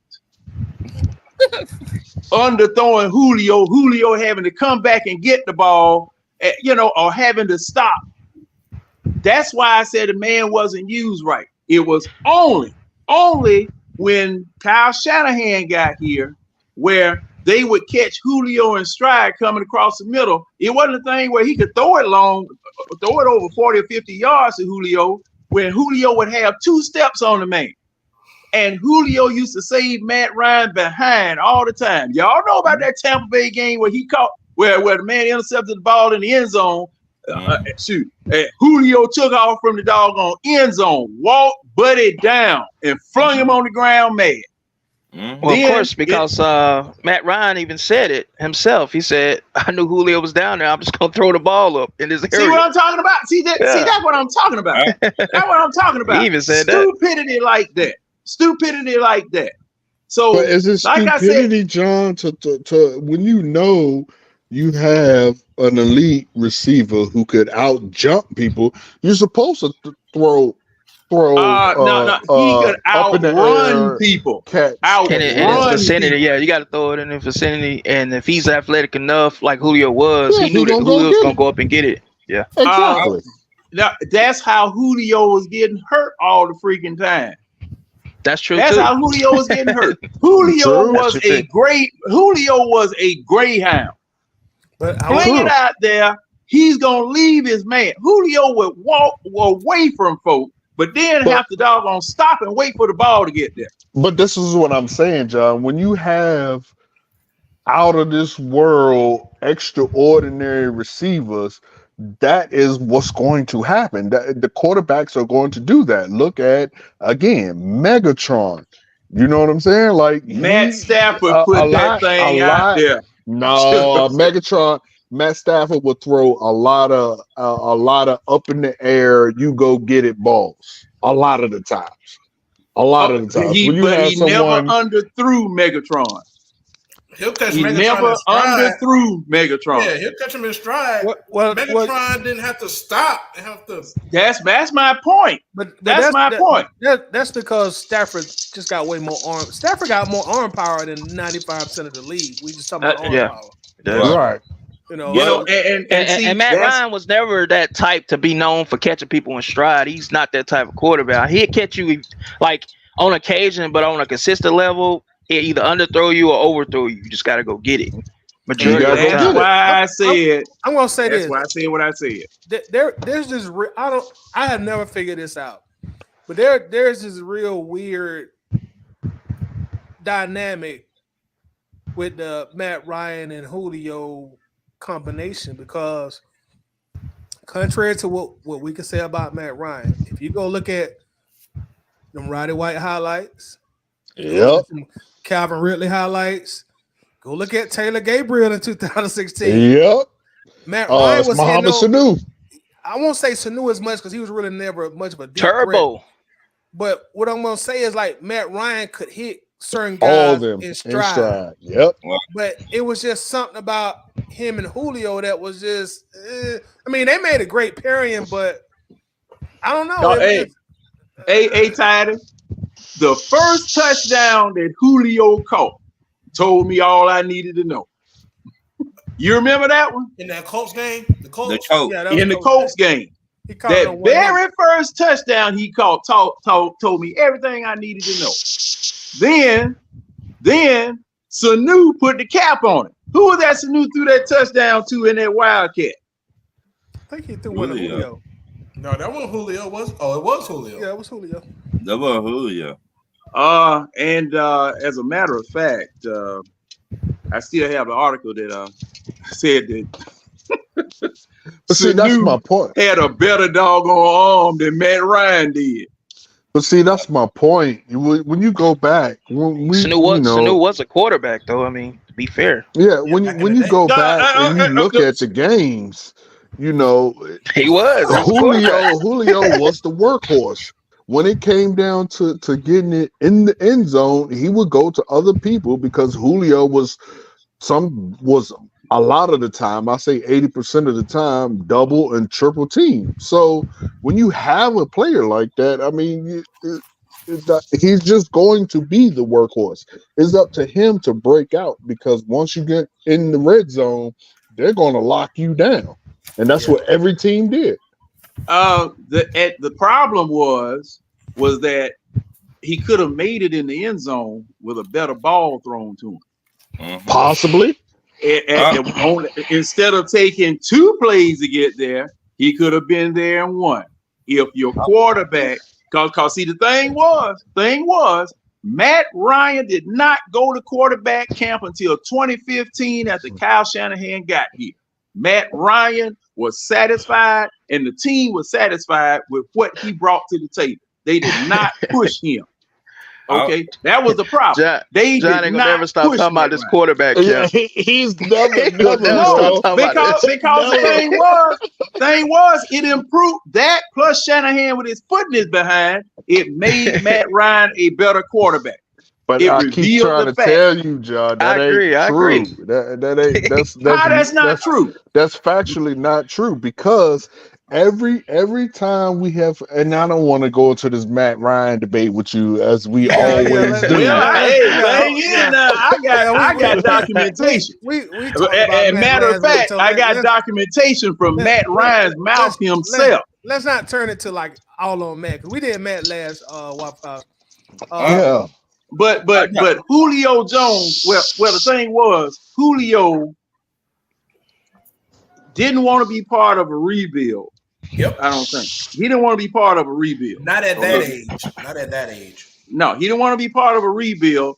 And I don't think that he respected let me see. Cause see, I really can't say that. I was about to say something, but I can't say that. And to me, that's why Roddy White will always be held, in my opinion, to a higher degree than Julio Jones. Yep, absolutely. To me, the greatest receiver is Roddy White. He stuck with us through the vent. He stuck with us.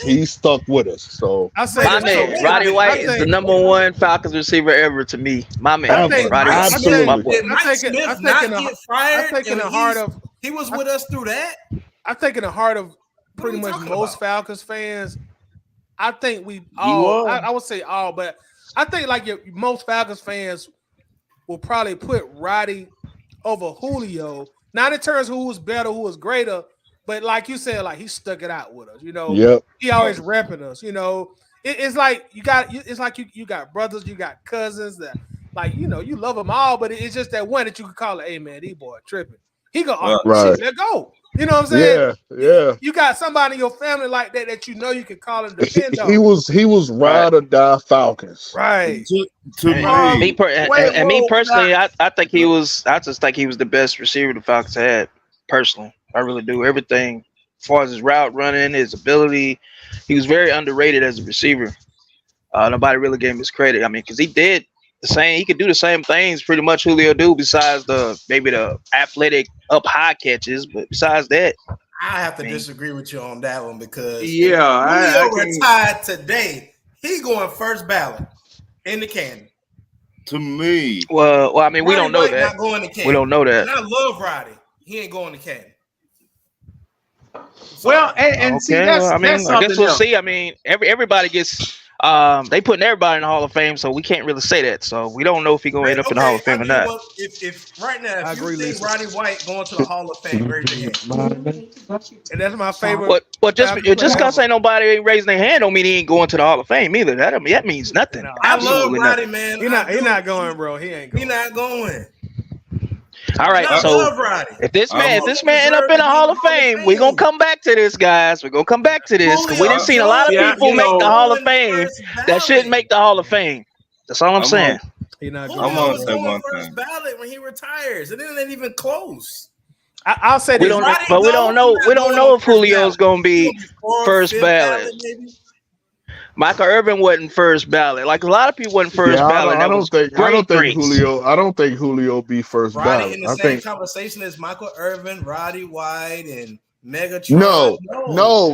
I didn't put him. But You're not listening. I didn't put him in the same Falcons. conversation. What I'm saying is, I'm just saying we talking about getting into the Hall of Fame. Period. Regardless of when you go, whether you're gonna go into the Hall of Fame or not, Roddy might end up there. We don't know. I can't say he will or he won't. I don't think he will. I can't I don't think definitively he say will. that he won't, because I there's don't been a think lot he of guys will, that got in the but- Hall of Fame that. But at the That's end what of the day, we That's talking when about Deion and Falcons. Irvin. Julio, That's when arguably the Deion. greatest Falcon. That's why Deion and Irvin was calling out a lot of Hall of Fame people that got into the Hall of Fame. They said they're just letting anybody in now. That's what I'm saying. If I'm letting you Wait a minute. Who was this saying this? Saying I'm letting you win. Deion Sanders, Michael Irvin, a lot of people. I think Chris Carter even said it. Well, I'm going to say this about all of that. The Hall of Fame is a voted upon award. Okay. Your stats. Okay. The thing is that somebody, all right, I don't know how they nominate them, or I don't know how they select them for discussion and voting finally in order to get them in the Hall of Fame, but it is a voted award. Your stats don't get you in there. Your stats justify the argument that you should be there, because that's exactly what those people are going to do when they get together. Okay. Then on top of that, if you treated the media wrong during the time that you were ascending towards your retirement, you liable to lose some votes. Okay, And no see, I always thought that was crazy. It's supposed to be based on your merit, what you done on the field. That's it. They be told, what do you do in the locker room? What do you do in the outside of the field? Don't make no sense, bro. Got nothing to do with what he did on the field. Here's why I say it makes sense, right? You got to look at how prestigious the Hall of Fame is. It doesn't make sense, bro. It doesn't. The Hall of Fame is supposed to be based on. You got to look. The Hall of Fame for them is like the Grammys or the Oscars. It's very prestigious, and you have to have the right image to get in there. That's why it's the right way it image. Well, this is what's wrong with the Hall of Fame. This is what's wrong with it. Like I said, it's all subjective. It's all subjective. Might be an image situation. Might be I didn't get no mustard on my hot dog. So since we're gonna be discussing John getting in the Hall of Fame, he ain't gonna make it today. Okay. And listen, Armani make a good point, even though I don't like the point, but he does make a valid point. I don't like it either, but because look how long they kept T.O. out the Hall of Fame. We know he's supposed to be first ballot right off bat. Look at how the baseball sports writers do. You telling me Barry Bonds before the juice he went Hall of Fame already? You know, right? Yeah. Well, and see, now that's something else. That's a horse of a different color. Because see, in baseball, See, they knew what them jokers was doing. They knew exactly what them jokers was doing, but the notoriety and the popularity, they were riding the wave then. Your home run derbies with hymns, of course, Barry Bonds was on it, Sammy Sosa was on it, Mark McGwire was on it, and I mean, look, they looked the other way, or look where the home run ball went. Damn, how he do that? Oh well, you know he drinking them monsters. That's a good point, yep. Bernard put in the comments. He said Roddy put up the best numbers for a wide receiver to 2007 through 2012. He has some monster years, man, with us. But that's not enough. That's not enough because you saying he won't get in, John? You saying that's not enough? No, it's never enough. Numbers are never enough. Numbers are never enough. Like I said, wait. Let me think of some receivers that's in the Hall of Fame. Don't like Lynch one got less numbers than Roddy White. That's correct. He's in the Hall of Fame. But that's not a fair comparison though, because it's a totally different era of football. I'm just saying. We talk about going off numbers, right? But that's a different era. That's why I say it's subjective. I get it, but I'm just saying. That's why, and then like Tyler was saying, but that's the point I'm making, guys. If they put guys in there with lesser numbers, who's to say that Roddy can't get in? That's all I'm saying. But that's a different era, though. It's a different era of football. You got the era doesn't matter, bro. That doesn't matter. Yes, it does. Listen, you know why I'm gonna tell you why the era doesn't matter. You know why I'm gonna tell you why it doesn't matter? Because once they get in the Hall of Fame, they all wearing the same gold jacket. They're in the same. No. They but all you on got the same level. You got different people voting. You got different people voting with different values. With different things. But what I'm saying is, they get in there, once they get in, they're all equal. Once they get in there, but they got we all agree that they all on the same. Are they on the same level when they all get in there? They all got to go. When they get in there, are they all when they get in there? Because hey, you got people. If you're in the Hall of Fame, you're on the same level, guys. Like that ain't even no debate. You got to get in there first. You got to get in there first. I get it, but I'm saying Roddy can get in there with the numbers he got. It might be a while. I ain't saying he's gonna get in next year or nothing like that. I'm saying, but he can get in there. You know what? You know what's standing in his way? The Atlanta Falcons. How you feel? Hey, the Atlanta Falcons, man. How you feel? The Atlanta Falcons. Explain that. The Atlanta Falcons. That's not telling me nothing. Explain that. The team he played on. The team I he gotta played do it like on. wrestling. Oh, you don't know. The team he played on. We have a stigma. The Atlanta Falcons have a stigma, and it's been reinforced ever since 2016. We have a stigma, and Arthur Smith didn't help the stigma. The people voting have to get around that stigma. Because see, your local sports writers who are Hall of Fame people or whatever, no, they have a Hall of Fame committee. You have a Hall of Fame committee. It's a Hall of Fame committee. Yeah. Now, are there any writers or anybody from down here that respect the Atlanta Falcons enough to vote for anybody in there? You got one Falcon. In the last 10 years. Just like Byron people say, Andre Johnson is in there. His numbers ain't better than Roddy. This is what I'm saying, man. Yes. Wait, who did Andre Johnson play for? Hold on. I think Andre do got better numbers than Roddy though, bro. I'm about to look it up now. I don't know for a fact, but that's just what he put it in. And you know what? And you know what? There are people arguing other players' numbers versus players that have been left out. That players that are still waiting to get in. Let me ask y'all something. This argument goes on Andre Johnson numbers is way better than Roddy. I don't think Roddy. Let me ask y'all something. Honestly, I don't think Roddy White will make it. He got 3,000. He's not gonna make it. 4,000 more yards than Roddy. Okay, well he's wrong that he's not gonna make it, bro. Okay, but let me ask y'all something. Forget that. Let me ask y'all something. What Falcons do y'all think is gonna make it to the Hall of Fame? Matt Ryan, Julio Jones, Tony Gonzalez. Tony Gonzalez That's not going in as a Falcon, is he? Yeah, he going in as a Chief. I mean, he was a Falcon, so I mean, I'm just answering the question. You're right. Absolutely. But I'm talking about going in as a Chief. Yeah, as predominantly he a Falcon. retired. He retired as a Falcon. So Yeah, predominantly a Falcon. I'm saying going in as a Falcon, not somebody that came late in their career. Matt Ryan, Julio Jones. Yeah, it'll have to be Matt Ryan and Julio Jones and Bryant. Bryant gonna get in there because he was Matt Bryant. Yeah, the kicker. I think the kicker. I think he'll make it. Yeah. Okay. Quick question for the panel. Then we'll continue this question. Just yes or no, Dre. I mean, Coach. My bad. Matt Ryan, Hall of Fame. Yes or no? Absolutely. Okay. Armani. No. Travis. Yes, that man's getting in the Hall of Fame. John.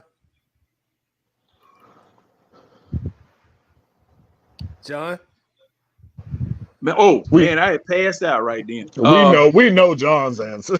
It's like vinegar coming out of his mouth right now. I would, I see him getting in. Ooh, Matt Ryan is gonna get into the Hall of Fame, bro. He's gonna get in there. How many? Man, Coach, man's like 6 all time and passing yards, bro. He's getting in there. Yeah. How many rounds it gonna take? Time? 2. I think 2 at the most. I ain't saying win now, but I'm saying they're gonna get in there. I don't know when, but he'll get in there. I think 2 at the most. It depends on who's in his class. That's really what it boils down to. Hey, isn't he in Tom Brady's class? Isn't he in Tom Brady's class? Well, no, because Tom Brady officially retired a year before him, if I'm not mistaken. Matt Ryan just retired this year. Well, the end of this season. So yeah, you're right. He had that contract he floated on 1 year. Yeah. He just retired this year. So when did Tom Brady retire? Tom Brady retired last year. 2022 was it? 2022, I think. After 2022 season. Yeah. He didn't play 2023. Right. Do y'all think they both retired in 2023? He retired February 1st, 2022. No, Matt Ryan officially retired this season, this season. Matt Ryan just retired in April officially on paper. That's what's going to be on paper. He retired. Right. So it'll be okay. Now when did Tom Brady retire? He retired last year, February 1st, 2022. Oh, okay. And Matt Ryan retired once the season started this year. Yeah. So Matt might slip. He won't be first ballot, but he may be first ballot, bro. It depends on who's in there. Nah, they gonna put him in first ballot. But let me say this. This goes back to Armani's point when he said it's like a Grammy and Oscar, because I say this all the time. This subject comes up. What Matt Ryan's doing right now, being a broadcaster, how he's carrying himself. Yeah. He's rubbing shoulders, he's kissing babies, he's hugging the right people. And after so many attempts, they be like, man, gotta put this guy in, man. So he playing the politics. He's playing the politics game. I just gonna say that. He's playing politics. I mean, man, do I think he should be in there? I think on his numbers alone he'll make it though. I don't think it's really has to do with him playing politics. I think on his numbers alone he will make it. Now, is this a pure election into the Hall of Fame, since you trying to hobnob and rub shoulders and get round and it's not getting the Hall of Fame, man. I don't know. I mean, everybody be talking about LeBron James jumping from team to team to get rings and stuff, but listen, I'm just saying that if we all still alive to see it, if Roddy White get in there, I want everybody back in front and center. Well, I don't think Roddy gonna make it. I don't think Roddy will make it. I get it. That's why I say stamp it right now. I get it. I don't know. We'll return to this if it happens. That's what I'm saying. I don't think Roddy gonna get in, man. Yeah, I don't think Roddy will get in. Like I said, the whole thing is subjective. A lot of y'all didn't think we was gonna take Michael Penix Jr. either, and what happened? That's different. That's totally different. No, I know. I'm just saying, but I'm just making a point. We don't know. That's the point I'm making. I said a lot. I didn't say everybody. I said a lot of people. I'm gonna say this too. I didn't think you were gonna be stupid enough to pick a tight end at number 4. But that was crazy. That was crazy. The thing about Roddy, I mean, Let me Come just on, say this. man. Let me say this. The two things that are going against Roddy is he was never, outside of 1 year, a consistent top wide receiver in the league. He was always good or very good. And for two, the resume isn't there. I mean, when you look at the numbers, the resume just ain't there. He'll go into the Falcons ring of honor. How many and all yards that. he got? But How in many the yards he league, got? It was like 8,000, 9,000. he was never in the top 10 at any point in the league. Never. What'd you say it was? What'd you say, 10,000? 10,000. I think this is 2022. Hold on. Okay. Y'all think Ocho Cinco will get into the Hall of Fame? Nope. Absolutely. Nope. He got I think 11,000, like right one more 1,000-yard season ahead of Roddy, I believe.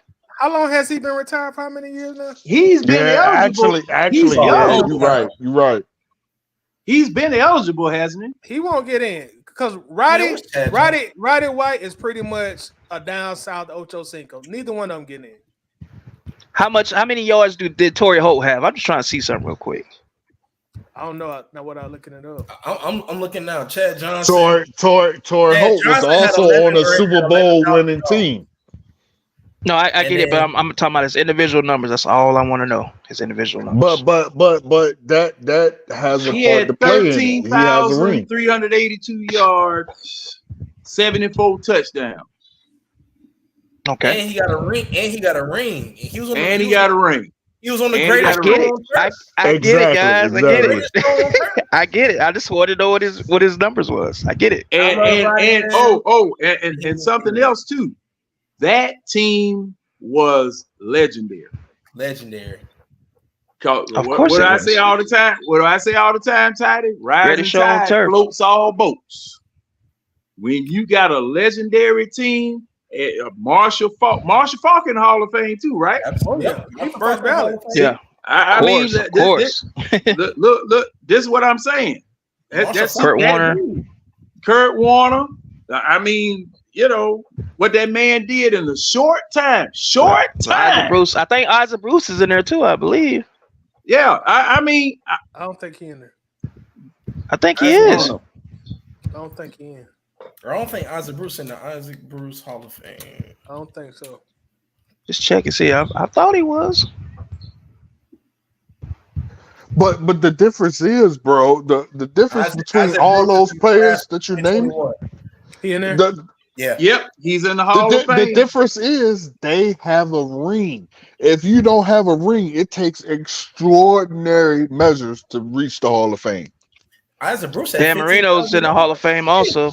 And Dan Marino, in my opinion, is the greatest quarterback to ever get behind the center. Who's that Dan Marino? Come on, bro. I'm just saying. Dan Marino broke records as a rookie. Dan Marino Jim is the Kelly's GOAT. in there. Jim Kelly who took his team to 4 straight Super Bowls. And lost all 4. But it doesn't That's matter. even worse than what we did. But he lost 4 Super Bowls back to back. You cannot tell me that is not worse than what we did. 4 Super Bowls back to back. Are you serious? It's better than we did. No, absolutely. No. 4 straight Super Bowls? No. Come on, man. You didn't win one of them.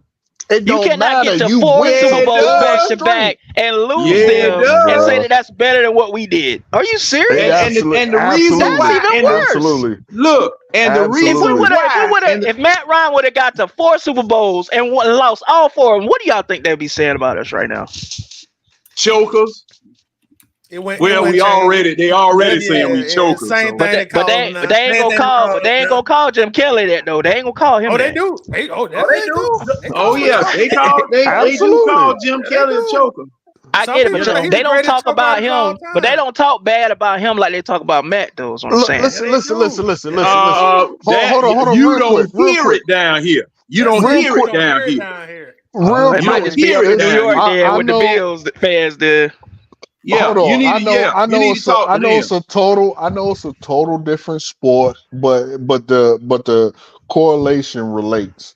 That is like saying that that John Stockton and Karl Malone are trash because they could never get past the Chicago Bulls. The Cowboys was the team at that time. Like, they were the team. Wait, let me stop you. Let me stop you before you continue. Nobody ever said it was trash. Nobody ever said that. No, we didn't I say understand. I know what you're saying. What I'm saying is that people do not hold it against Kelly and the Bills because they were going against a juggernaut, which is the Cowboys. They do. Bro, Yes, I don't ever hear nobody talk about Jim Kelly. Yeah, because we like down here. We down here. True. You 1,000 miles away. You are, but he made up. But I'm pretty Houston sure, to Buffalo. You 1,000 miles away from. I got Bills. I got Bills friends and everything, and they don't never talk about Jim Kelly like that. Never. Yeah, he never won nothing, and I'm sure he in the Hall of. Listen, he never won nothing, and I'm sure he in the Hall of Fame. Look, you went to the Super Bowl 4 times. Now, and the thing was, the other teams in the AFC said, well, shoot, y'all gonna go to the Super Bowl and do that. Y'all shouldn't have went. Well, what did you guys do to stop them from going to the Super Bowl? Because they were the cream of the crop of the AFC those 4 years that they went. Okay? Now, the first Super Bowl, they shouldn't have lost it. Scott Norwood, he hooked him left. That was Scott Norwood. They should have taken that very first Super Bowl that they went to. And I get it, they got matched up against Dallas, a juggernaut. I get it, but that Bills team was a juggernaut team too. That was a beast, man. That was a hell of a team. Yeah, they were. The difference was the line of scrimmage, and that's what the problem was. Why the NFC whooped the AFC for those 15 straight years? It was the line of scrimmage. Warren Moon is another one that got to the Hall of Fame also. Yeah, those AFC lines could not compete. He first ballot. Calvin Johnson went first ballot, right? He went first ballot. Yeah, Calvin Johnson. Okay, but he retired early though. Okay. And see, Warren Moon had a whole nother career in Canada. They didn't even want to recognize what he did in Canada. But when he came down here, Warren Moon is gonna make it just because he was the first of his kind. Like you kind of got to give it to him. He already in there, no coach. Yeah, I know. That's what I'm saying. He made it without exemplary stats because he's the first of his kind. That's like putting Jackie Robinson in the Baseball Hall of Fame. Like you kind of got to. Yeah, I see that. Y'all think Stephen Ayer make the Hall of Fame? No. May he rest in peace. Rest in peace. No. All right, guys, we done hit our second hour, so we got to play our heads to tails game here. I think everybody has played this but coaching our money, so I'll explain the rules to you two gentlemen.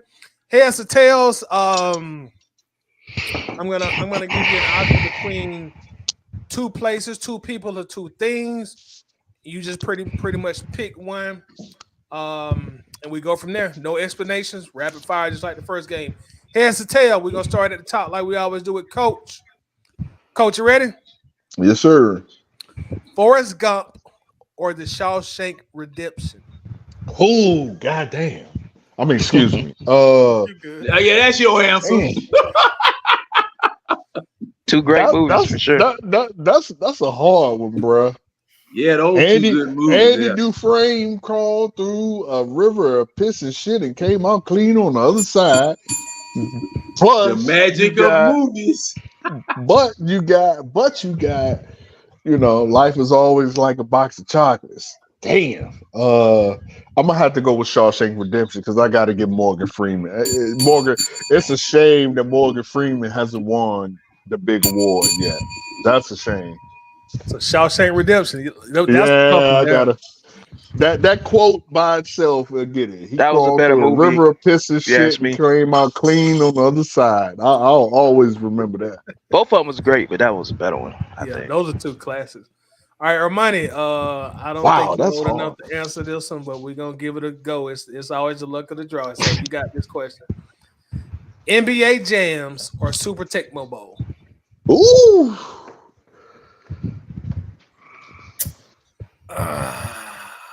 Give me Super Tecmo Bowl. Super Tecmo Bowl. No. You gotta give it to NBA champs. He's heating up. Like, there's nothing better than that. Sean Kemp and Gary Payne. You couldn't beat them, bro. You couldn't beat them. I think it was Sean Kemp and Dilf. What was his name? Shrimp. Yeah, you couldn't beat them, bro. All right, Trav, you ready? Yeah, I'm ready. This is interesting. NBA playoffs or the NCAA men's basketball tournament? Ooh. NBA playoffs because I don't watch college basketball, so that's easy for me. Oh, that was easy. I'm about to say, what era we in? We talking about That's easy. where That's college easy. basketball was golden. Yeah. No, even now I'm taking college over NBA all day, every day. Do you know that I just don't watch college. Celtics? That's why if I don't watch it, then it's like it doesn't apply to me. Obviously. But that Celtics finals was the lowest watched finals in NBA history. Like no one watched it. It was so boring. After they got up 3-1, it wasn't no reason to watch it. It was done. Should I start watching NBA? I really don't even check on that until the NBA playoffs times. I start watching that. That's about it. 3-1, My New York Knicks have started back getting back right though, so that's a good thing. Oh, the Knicks. Oh, next question. Y'all don't be hating on the Knicks, man. I like my Knicks, man. All right, John. Since Latrell Sprewell. All right, John. This is a little new school, so I hope you're ready for it. Usher or Chris Brown? Ooh. Oh. Who they is? You gotta go with Breezy. Gotta go with Breezy. Man, I don't. I just say somebody because I know them, heard their name more than the other one. But dog, really? Chris Brown. That should be easy. What wasn't Chris Brown in the new longest yard? No, I don't know. He was just stomped the yard. No. Who was that? Oh, that was somebody. Nelly. You might be thinking about that Nelly. That was Nelly. I keep confused. I can't answer that, man. I can't answer I just seen on Facebook Chris Brown is the only artist who has had a song in every single genre of music, every last one of them. At a minute, was it Armapia, whatever the African is, that he's had it in that. He's had it in every single genre of music. You got to give it to Breezy. I love some Chris Brown, but he ain't beating Usher, man. Usher's the king, bro. When it comes to that. Did he have a hidden? Did he have a hidden? Far as mute? No. What about jazz? Far as music, the king of R&B is R. Kelly. Don't play around. R. Kelly's still the king. He has had a hit in every single genre of music. What's up, every Antonio? last one. Has he had jazz? Every last one, John. Every last genre of What music. jazz song did he come out with? I don't. You gotta look it up. Mean he better than Usher. Bro, he is, bro. Come on, man. Man, he is not better than Usher, bro. Who did you pick, You John? claim the man has an award. If you had a poll, they would not choose Chris Brown over Usher. Antonio, I know what Who did you pick? I know John? what they asked me, Tonio. Who did he pick? He said, "No, you see what Tonio put down there? I seen it. I said Jane Brown instead of Chris Brown." All right, so we back up top. Coach, you ready? And Chris Brown ain't made no jazz. Yes, sir. All right. This is pretty interesting right here. Okay. Coach, you got Magic, Kareem, and Worthy, or Jordan, Pippen, and Kukoc. Oh my God. Jordan, Pippen, and Cooch, Magic, James, Magic, Worthy, and who? Kareem. That's hard, bro, because I will have to give it to Magic and the boys. But at the same time, I hate that because that's like giving it to Bill. You know, it's when you 7 foot 200 and the next person is 2 foot. Like, of course you're gonna score more points. I don't know. So I don't know. I give it to Magic and them, I guess, by default. Showtime Lakers. All right, Money. This is a little more of your age demographic. You got Jason Taylor or Terrell Suggs?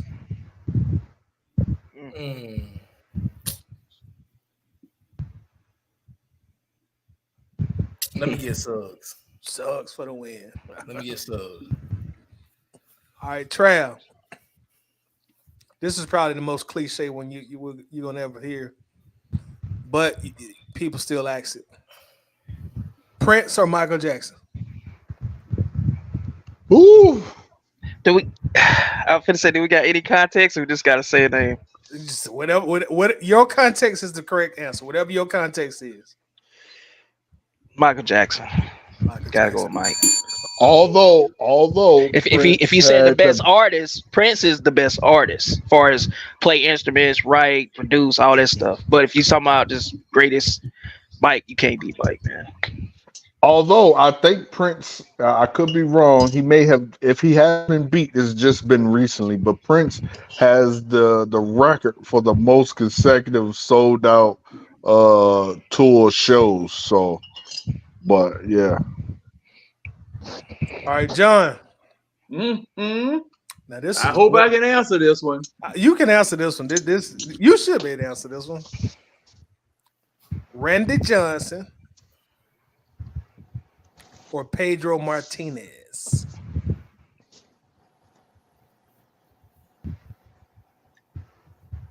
Randy Johnson. I gotta go Pedro. Pedro for the win. Okay. Couldn't go wrong either way.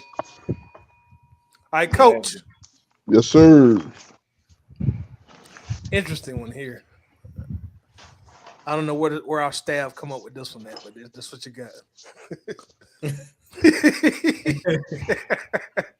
Oh Lord. Hold on to something, Coach. Hold on to something. Hey, I'm already holding. Reese's Cup or Snickers bar? Ooh. That's a definitely good one. Ooh, man. Woo.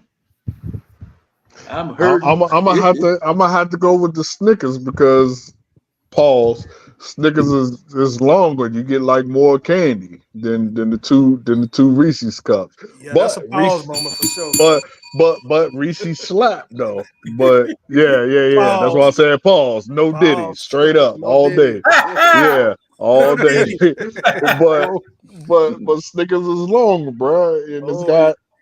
I ain't even gonna finish that. The ingredients in the Snickers is better than the ingredients in the.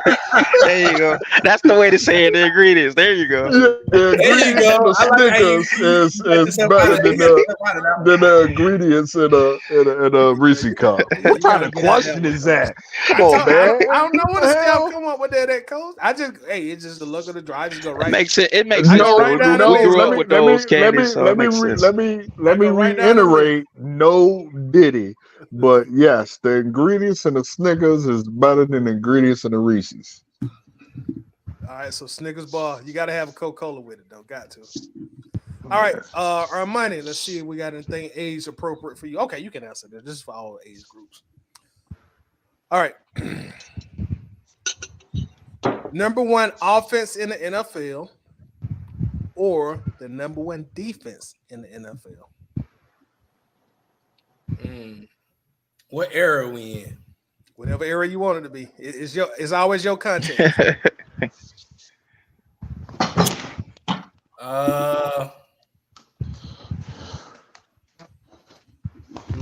Man, that's hard, boy. Is it? Let me get the number one defense. Defense, okay. Let me get the number one defense. I for sure would have said that. All right, so we're gonna go. We had the number one offense. You see how that worked out for us. Yeah, you're right. You getting the other team had the number one defense. And on top of that, look at what Baltimore did. The Band-Aid. I'm just saying though. Baltimore had like the number 15, 16. They was low offense, and they still won. So, yep. Sunshine on a baboon, but every now and then. All right, Trav, you on deck. This was an interesting one. Colin Cowherd. Bless you. Or Rich Eisen. Ooh, man. Give me Rich Eisen. Rich Eisen for the Rich win. Eisen got some good stuff. All day. Yeah. Colin be on some other stuff. That was pretty easy. Colin be on some other stuff though. Yeah. All right, John. I'm glad you ended up with this one, John. Wine or beer?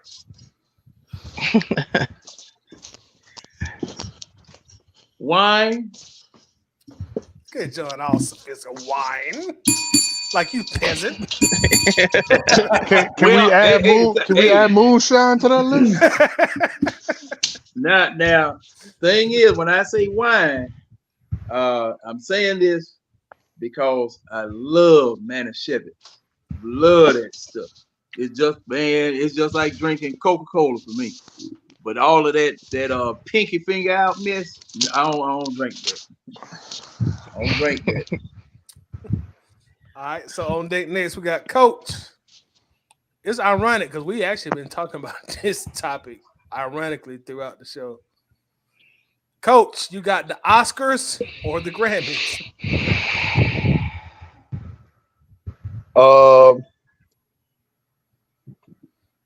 Wow. They both have their issues. They both don't value the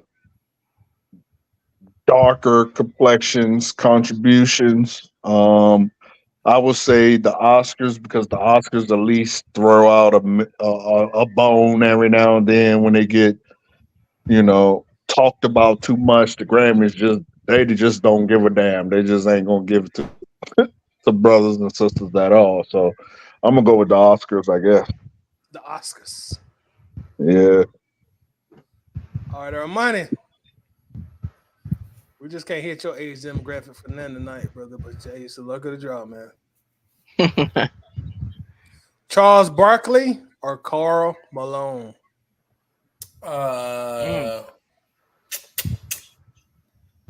Neither one of them never won nothing. Oh, come on now. Let me get the mailman. Let me get Karl Malone. Absolutely. The greatest to ever do it. I'm finna say you better go with Karl. No, what I'm finna say now. For sure. Hey, I just want to give a disclaimer. I am at my people's house, so if y'all see this garbage behind me, this is not me. I am a black and red all day. This trash behind me is not mine. So I just want to. I'm glad you said that because when you pointed up, I was like, "Is that an Eagles?" Yeah. It's garbage. That's not me. I'm at my people's house. So. Is there another chair you can sit in? No, not to where I get good light on me. No. Oh, no. Okay, all right. Yeah. I'm just asking. I ain't All right, who we had next? Trav, you up next, right? Yes, sir. Okay, Trav. Oh man, I always this is always an interesting debate to me because it's from my experiences. I always said debate between demographics, and when I say demographics, I mean age demographics. But here you go. Isaiah Thomas or Allen Iverson? Allen Iverson. Oh, you said it quick. Can I just do a disclaimer? Allen Iverson was that dude, man. Go ahead. Hey, man, listen. I told y'all what the argument be. Hey, I'm finna start it right now. Allen Iverson would take Isaiah Thomas in his prime, both in their prime, any day of the week. Any day. Hey, so I'll say this. Here's what I'll say. If you take AI and Isaiah and flip them, you put Isaiah on the Sixers when he went to the finals, and you put Allen Iverson on the Bad Boy Pistons. Do the Bad Boys? He will have multiple rings. Yes. Do the 76ers go to the finals? No. Okay. I hate this argument because I battle with people on the regular. In my opinion, AI is the GOAT outside of Shaq. In my opinion, ain't no Jordan, ain't nobody. Allen Iverson took a team.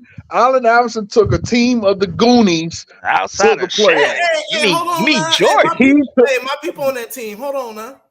He took a team of Goonies. Name one Hall of Famer. This man had Eric Snow. He had Dikembe Mutombo when he was 400 years old. He had Dikembe Mutombo when he was 400 years old and still took had them to the playoffs. No, that's not true. Because Dikembe come. Hold on, wait a minute. 72 years old. Didn't Dikembe come here after that Philadelphia run? Yeah. And he was old. So he wasn't that old now. He wasn't that old, Coach. I mean, I'm just saying. He was not. Dikembe was 275,000 years old. Why the number keep changing, Coach? Because he was old. So every time I tell the story, he gets a couple thousand years in age. Yeah, I noticed this. AI did what he did with absolutely nothing. You can't name a single superstar on his team. Not one. Okay, hold up. All right. Now, Coach, against Kobe and Shaq in their prime. Stop Coach, it. you might have messed yourself up by saying that. Because name a superstar on the Detroit Pistons bad boy. There's a lot of them. What do you mean? Superstars? I mean, but Hall of Famers. No. You said superstar. Okay, superstar, Hall of Famer, same thing. No. Okay. Let me rephrase. Not a single Hall of Famer on his team. Not one. Okay, other than Dikembe, and he was Jesus' age. So is Mutombo in the Hall of Fame?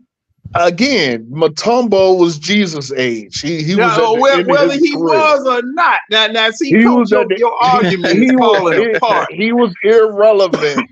He was irrelevant in the whole thing. Man was irrelevant. Hold on, I'm gonna find out how old he was, Coach.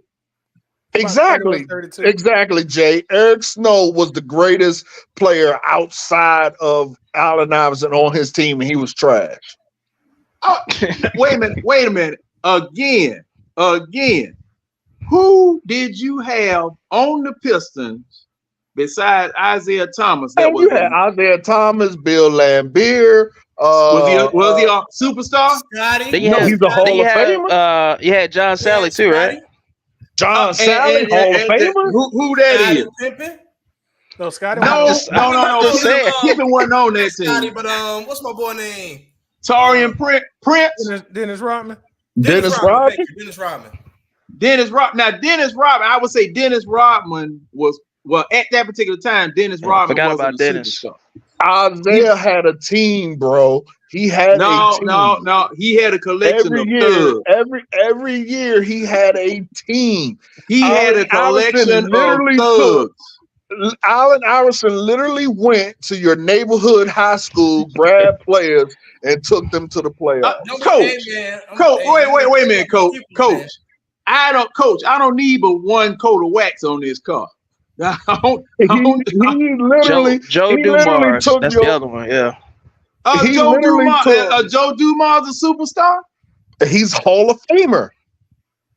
Now, at the time, hold on. Now let's do something right quick. Oh boy. We are talking about the players that were playing on the team, not what they eventually went to. They were not Hall of Famers when they won the championship. They were Hall of Fame. Hold on. You cannot win the Hall of Fame. No, you can't get in the Hall of Fame while you playing. They were Hall of Fame caliber players when they were playing. You can't say that. You can't say that. All he You had can't say was that. rickety. All he had was rickety. Rigor mortis has set in Dikembe Mutombo. That is all AI had, and by himself took his team to the finals and beat the dog. You know what? Out of prime Shaquille O'Neal. Hey, Mutombo was good at blocking them shots, Let- though. let- Let's put some let- respect let on me- that man's name. Let me ask They y'all a lost that quick final. question. If Man, no. Cause go ahead, Ty. I'm sorry. no, you good. They lost Do you that finals, think- though. They lost. Do you think Yeah, I know. do you think that 76ers team goes to the finals if they had to go through the Detroit of that time period? No. Absolutely. Yes. Yes. No. You think that'd beat Detroit? Yes. You talking about what Allen Iverson? Oh, hell no. No. It was the same era. What are y'all talking about? No, that was a Allen different Iverson, era. Allen Iverson was getting beat down every time he went inside. This man is 6 foot and was taking it to people that was 7 foot, 6'7" and higher. Yeah, he was Taking though, it for to real. him. It's So the you think- same you think- era. You think the 76ers The would have question was, No. could they have beat Detroit? No. Absolutely. No. Yeah. Allen, hey, with Rick Mahorn and Bill ain't being there. Hold on. Real Filthy and nasty. Real quick. The only reason that AI did not win NBA championship is really simple, and it's a big 7 foot giant named Shaquille O'Neal. And Iverson didn't have no help. Detroit He didn't have no help. Exactly. Detroit didn't have a didn't have Shaquille no help. O'Neal, and Detroit didn't have no one who could score. Detroit won Right. their championships on pure And- defense. They wasn't And Allen scoring. Iverson would have Iverson got was a so many scorer. fouls called because of the way he drive and stuff. They would have been, because they would have been bullying him, and he would have got so many fouls and been at the free throw line getting points after points. So Man, I think get it's that off. Allen Iverson would have been in the ICU. This same Allen Iverson would have been in the beat the ICU. Bulls. They beat the Bulls. Nah, he's too tough for that, John. He's too tough, bro. They beat the Bulls. They beat the Bulls Not the before way- Jordan. now, Before y'all Jordan done went and cried forgot. and got Scottie Pippen. When Y'all Jordan done was forgot. Jordan I know was how tough light. Detroit Jordan, the bad boy Pistons Jordan was. was They were light in getting the the ass. Y'all done forgot. Y'all done Jordan- forgot how they used to Jordan put was light in on the the ass. floor. Teams ever assembled. Jordan was light in the ass, and they beat the dog. You know what out of Jordan? They That's how beat they up won. everybody. They beat up everybody. Yeah, you're right. They were equal opportunity They would offenders. have stepped on that Sixers team with AI and them. They beat the Man, Lakers that too, right? man, no. They beat the Lakers, John? The way that they were officiating back then during the time that the bad boys were in, look, this whole Eastern Conference. AI might not have made it. No, that's what I'm trying to tell them. AI would have been in the ICU. But hold on. Y'all acting like it's a change in era. They played in the same era. No, not really. No, Because AI came in. Yeah, because AI came in. The rules had not rookie career changed. and crossed Jordan over, so he did come in the era. The rules had not changed. The rules had not changed. Well, hey, the rules still haven't changed. It's the way they were being enforced. Right. Yeah, the rules have changed. The rules have definitely changed. What rules are now? Okay. I'm gonna say this. I'm gonna say this. You can't do none of you that. can't hand check. You can't hand check everything about the 90s has been changed. All okay, the now rules, what is that? What everything, now? basically Okay, everything. now I know there's no hand checking. Yes, no hand checking. They they call should it bring fouls hand checking different. They call it fouls but they different still because call foul. That's what Yeah. I'm saying. The rules are still the same, but it's the enforcement of the rules because see, they saw people playing like that. All right, they saw people playing like that, and a lot of times that junk would translate to the playground. Man, look here, down there on Memorial Drive, at that little old coat down there in that bottom. You throw somebody down on the ground if you want to. He from VA. He from the DMV. You will never get me to say that AI is not the GOAT. F of Jordan, F of LeBron. He took his team of non-names, Hall of Famers, and won guy that was what's his name? Gandalf the Grey age and took them to the playoffs. AI Well, is the well, greatest if to you ever saying do that, it. if you saying it in that context, you say the same thing about Trey Young. Well, let me yeah, if you ask y'all saying it in this that then. context, though, I can kind of agree with you. If you saying it in that context about him carrying nobodies and pretty much doing what he doing, if you think about it in that context, then Let me ask y'all this, since you say that, Trav. Which one was more impressive? AI taking the team to the finals in 2001, or LeBron taking his team to the finals? I think was his third year in the league. AI. Going to San Antonio. Going to San Antonio. Yeah, when they got swept. AI. Bro, you have well, I have to give LeBron still had better players. He still had arguably- better players on that team, even though it wasn't great player. They still was better than what AI had. No. There has never been a player in the NBA as dominant as Shaquille O'Neal. You guys stop it. Shaquille O'Neal is the most dominant player to ever play the game of basketball. AI at 6 foot took his team and walked the dog on a dominant Lakers with Shaquille O'Neal and Kobe Bryant in their prime walked the dog on them one game. Yes, they only won one game, but he walked the dog on them. Him by himself. Stop it. You're not gonna put LaQueen James in the same conversation as AI, the GOAT AI. Stop it. You can't do it. I don't even know why people be talking about LeBron so much anyway. When LeBron wasn't even better than Kobe. That don't even make no sense to me, man. It's crazy. LeBron is probably the second best player of all time. Bro, stop it. Stop, man. Stop it, bro. Stop it. Stop okay, it. well, who you saying that man better than Kobe? Yes. Man, stop. Yes. Stop. Look, Stop hey, it. bro, you know what kills me? Well, see, I hate when we get on this conversation. What kills me is you can't be in the conversation of a great of all time, and all you do is cry and flop.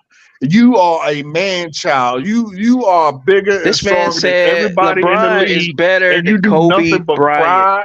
You do nothing but cry and flop. Look. Let me tell y'all something. And Coach, we got to talk about that. We got to talk about that because see, the thing is that if you look at if you look at all of your stars, that still don't make them better, bro. Kobe, Magic, Bird, all of them. They all cry to the official. No, they didn't. No, they didn't, John. No, they did, John. What's his name? No, they did, John. Oh, yes, they did. No, they did. And none of them flopped. And none of them flopped. Listen. LeBron James is the worst flopper since Lottie Divac. Exactly. Y'all know I'm telling the truth.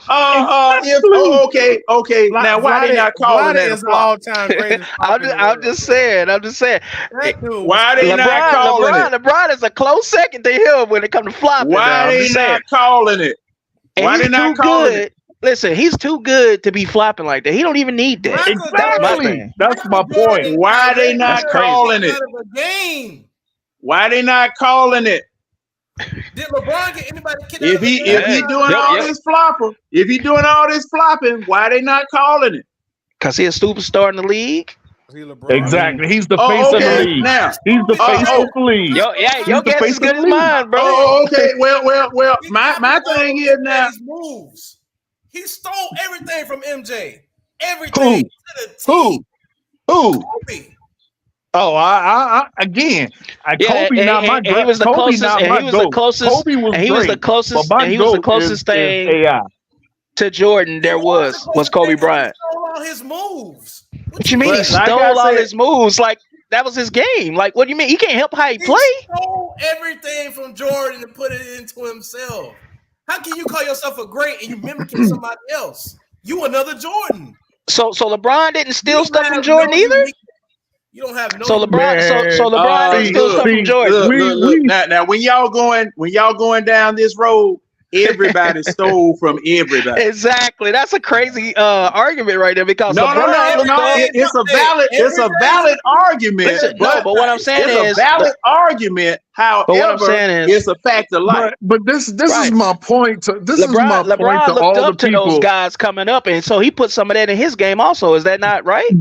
This is my point to all the people. Everybody stole from everybody. Who say Everybody stole from LeBron got everybody. the most haters? How can you as a man? How can you? My point is, how can you as a man say that another man is the greatest of the sport of men? And he act like a whole female. No disrespect to my females. No, But he act like a whole female. He cries, he bitches, and he complains. Everybody, He's a whole female. Coach, He's a whole female. when Detroit was beating the running dog doo-doo out of Michael Jordan, right. He Michael was Jordan crying.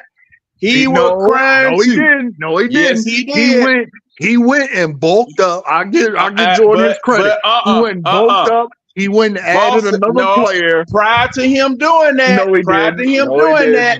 was crying to the official. No, he wasn't, John. Yes, he was. No, he wasn't, John. John. But John, they was taking a lot of cheap shots at Jordan, though, bro. They were. But the point that everybody's trying to make about LeBron, everybody else did the same thing. Coach, you breathe on LeBron. You see Raymond and he crying. I mean, look. Man, have y'all seen the plays where LeBron? Well, LeBron don't even get hit. Everybody cried. He'll fall on the floor and be holding his eyes and show the replay. He didn't even got touched. His man rolling around on the floor like LeBron need an Oscar. LeBron need an Oscar. He need an Oscar. Ain't the man? Hold up. Come on, ain't the bro. man in LA? Staff award. Ain't the man in LA? Ain't the man in LA? Stop it, John. All right, that's the acting capital of the world. He's doing what he's supposed to do out there in LA. He's going for the Oscar. Then we just put the Oscar instead of then we vote the Oscar more important than the Grammy. Hey, all right. It don't matter if he going for the Oscar because they ain't gonna give it to him anyway because he black. All right, John. That should settle that. John. It's my turn. It's your turn. It's your turn. we didn't get your question. This is the last question. All right, John. Sprite or Mountain Dew? Mountain Dew. Mountain Dew. All right, y'all. Hey, can I answer that real quick? It depends on when you get it because there is no better Sprite on this earth than McDonald's Sprite. I don't know what they do to that Sprite at McDonald's, but that Sprite at McDonald's is on a different You're level. right about that. Five Guys Sprite is better. Five Guys Sprite is better. More crisp too. Do they put more carbonated water in it? They put more carbonated water in McDonald's. If y'all ain't drunk, that McDonald's Sprite hit hard. Then I'm telling y'all, that thing is top tier. That McDonald's Sprite hit different, bro. I think they put more carbonated water in it. I don't know, but that McDonald's Sprite hit hard. Because sometimes McDonald's Sprite it be flat, man. Because it be like watered down and stuff at McDonald's. I don't know. Maybe it's hard McDonald's down here. I don't know. Well, it has to be there. I've never been to a McDonald's and their Sprite has been on. It's flat down here. If it's like that, go talk to the manager because they have cut the carbonated water up on it. Because if it's flat, that means not enough carbonated water mixing in there. Yeah, it be flat all the time. That McDonald's Sprite go talk to the man. I go straight to the manager. Hey, man. Now, Five Guys, I've never had that problem with Five Guys. They be top tier every time when it comes to Sprite. Ooh, is that the next talking point? Oh my God, I'm gonna love that. Yeah, this is our final segment, y'all. This I think this came from Clutch Sports. They recently put out a top 30 greatest college football players of all time. And I don't see the 82 Auburn on there. Oh my God. Wow. No, it's going player by player, right? Yeah, this is individual players. Right. Player by player. Right. Well, y'all do know, come on, John and Tidy, y'all my age. Y'all know who's on the 82 Auburn team. Right? Refresh my memory. That beast Bo Jackson. He on here. He on the list? It's hard to see. I don't see Auburn on from the top. He's fifth from the top. He's number 19 all time. I see Texas. I see. He's number 19. Hey, Tyler, can you blow it up a little bit more? That's probably why Coach can't see it. I can't see. Okay, hold on. Let me blow it up a little. Oh, okay, yeah, I see it. Bo Jackson. They got him 19. Who's number one? Herschel Walker. Man, bro, he was talking about vampires and aliens. I can't do it. We talking about college football, Coach. Now I can't do it, bro. He's talking about vampires and aliens. I can't do it. Coach, we talking about college football. I understand though, but boy, I tell you, you talking about somebody that got used. Oh yeah, man, for sure, hey, dog, man, for sure. Ain't nothing I can do with that, bro. Ain't nothing I can do y'all. Let me come back. Let me come out and try to come back in. Hold on. I don't know what I just did. Man, shoot, both my eyes crossed in. Hold on, I'm gonna try to pull it back up. It's gonna be about 6 hours before I be able to drive. That college football players of all time. Yeah, it's players, not teams. Well, I will say this while you getting that up. The greatest college football team of all time has to be what was it? Florida State 2000? What was it? Florida State where they had like I want to say like 15 people that went into the NFL and actually produced. What year was that? Florida State, was it 98? The Charlie Ward year? The year that they had everybody on that team. Yeah, everybody was on that team. Oh man. I gotta look it up. I don't remember, but yeah, that was the greatest. I think I made a post about it. People was telling me, of course, they always tell me I don't know what I'm talking about, but that was the greatest football college team of all times, even to this day. What was it? It was Florida State. I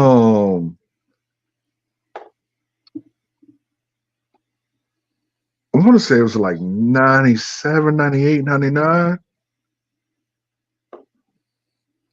That sounds like the Peter Ward era. Oh man, hold on. I'm gonna have to look that up now. Why you did it? What y'all think about the individual players they got listed on here? They got Herschel 1, Archie Griffin 2, Tommy Frazier. Y'all think they missing anybody?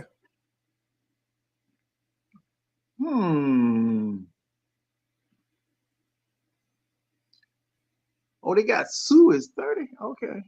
O.J. Simpson, Ricky Williams. 99. That's what it was. 99. If they are missing anybody, it'll probably be somebody from way back, but I know most of these folk, and I have no basis to argue on this one. I have no basis to argue on this list. I know when I posted on my Facebook, a lot of people said that Cam should have been included in the list. Cam Newton. Now who was he gonna move? Everybody told me Colt McCoy. They got Colt McCoy. Nah, you can't boot Colt because Colt. I'm a Texas fan. Colt was a beast in college. It may not have translated, but in college he was a beast. He was a 2-time All-American. He started all 4 years. He was a beast. Yeah, because they only basing this off college career, so we can't look at. Oh yeah, I have to remember that. Let's see. Well, I can't argue it. I can't argue it. Ty, I don't know. I feel like this list is all the way off because you got Bo Jackson at 19, but you got Tony Nubis at 11. Vince Young was a beast. Tim Tebow was a beast. Marcus Allen was a beast. Yeah. Tommy Nubis was a beast in college, bro. Hey, but better than Bo? I don't know about that. I don't know, bro. Hey, he was number 1 draft pick. That's the first Falcon drafted. Yeah, Barry Sanders at 5. I don't know, bro. Bo Jackson at Auburn was a problem. I can't even front. Who is Hugh Green? I can't even. I'm about to express my. And then I don't see. Hold on. I don't see LT. And LT set records in college at a garbage school. Who he played for in college? Was it one of them teams that had the blue field? Was it Boise? Who he No, played it for, wasn't John? Boise. It was the team that everybody died. Died. Yeah, they died in a plane crash. If I ain't mistaken, he played for that school. Shit. Damn it. Hold on. Man, I'm He gonna have played to for look it North up. Carolina. LT did? Yeah, that's what it said on Google. University of North Carolina. Nah, that ain't who I'm thinking of then. Who was it that broke records at school? Like broke records. Hold on. Oh yeah, Warren South. I forgot about South. Marshall. That's what I'm thinking of. Yeah, Marshall.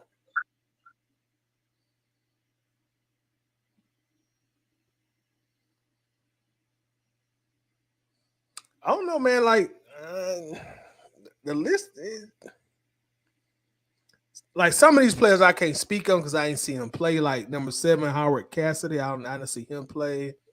I heard stories about Dick Butkus. I don't know. Barry Sanders could probably be number 2 on this list, but he only did it for 1 year, so I guess they're looking at that too. Yeah, I don't. That's a little bit above my. I'm a 82 baby, so I didn't really start watching football till like 85, 86. So those people a little bit. But I remember Bo at Auburn though. Then you got Tony Dorsett. He was okay. OJ, that's before my time. Peyton Manning, I remember. He was okay. See, I just got a problem with like Deion. Deion was cool, but he a positional piece. So you can't have him over like a Bo. In my opinion, you can't have him over like a Bo Jackson. Marcus Allen, Tim Tebow, and then you got Tim Tebow. Oh no, you asked me. Moss might be kind of 23. He might need to come up a little bit. Who that? Randy Moss. Absolutely, he need to come up. Marshall, yeah, he went to Marshall. Yeah. Colt McCoy need to come up. Charles Woodson definitely need to come up. Charles Woodson won a Heisman as a defensive player. Mm-hmm. If I ain't mistaken. No, you're right. Well, that's Bleacher Report. So. Then you don't have Slash on there. What was his name? Yeah, Slash. Cordell Stewart. Yeah. Like, this is crazy. What kind of list is this? See, whenever you compile lists and things and start ranking, conversations and arguments are going to ensue. And that's why a lot of times I see lists and stuff like that. It just depends on the beauty is in the eye of the beholder, basically, as far as I'm concerned. So I didn't really pay attention to too much college coming up. Like I always tell you guys, I judge them when they get in the pro. I talk about. Oh no. Oh yeah, I'm a huge college guy, bro. I'm all about that college. Y'all know more about that, so that's why I have to sit this one out. Now, if we being honest, now, you probably could pull Orlando Pace up if you slide suit now. That probably was the best offensive lineman in my lifetime in college history. Another one, which actually I take that back. I ain't even gonna make myself look like a clown and say that. Never mind. I was gonna say you can put and he has my name, so of course I'm a little biased, but Andre Davis, but yeah, he not nice like that to be on this list. But I mean, also he had Vic, so but he was the wide receiver for Virginia Tech. Yeah, he was nice, but he went top 30. Yeah. That's why I ain't even say it. What, number 88, right? Yeah, number 80. Yep. Bro. Yeah, this list is all. I mean, I don't know, man. Like to not have LT on there, and LT broke records, like records. In college. Then you like Charles Woodson is number 25, and he's if I ain't mistaken, as far as I remember, he's the only defensive player to win the Heisman in my lifetime. I don't know before me. I don't know if Dick Butkus won it. I don't know about before me. But as far as I can remember, he's the only defensive player to win the Heisman. Yeah. And you have him at 25. That's crazy. But who would you put him in place of, though?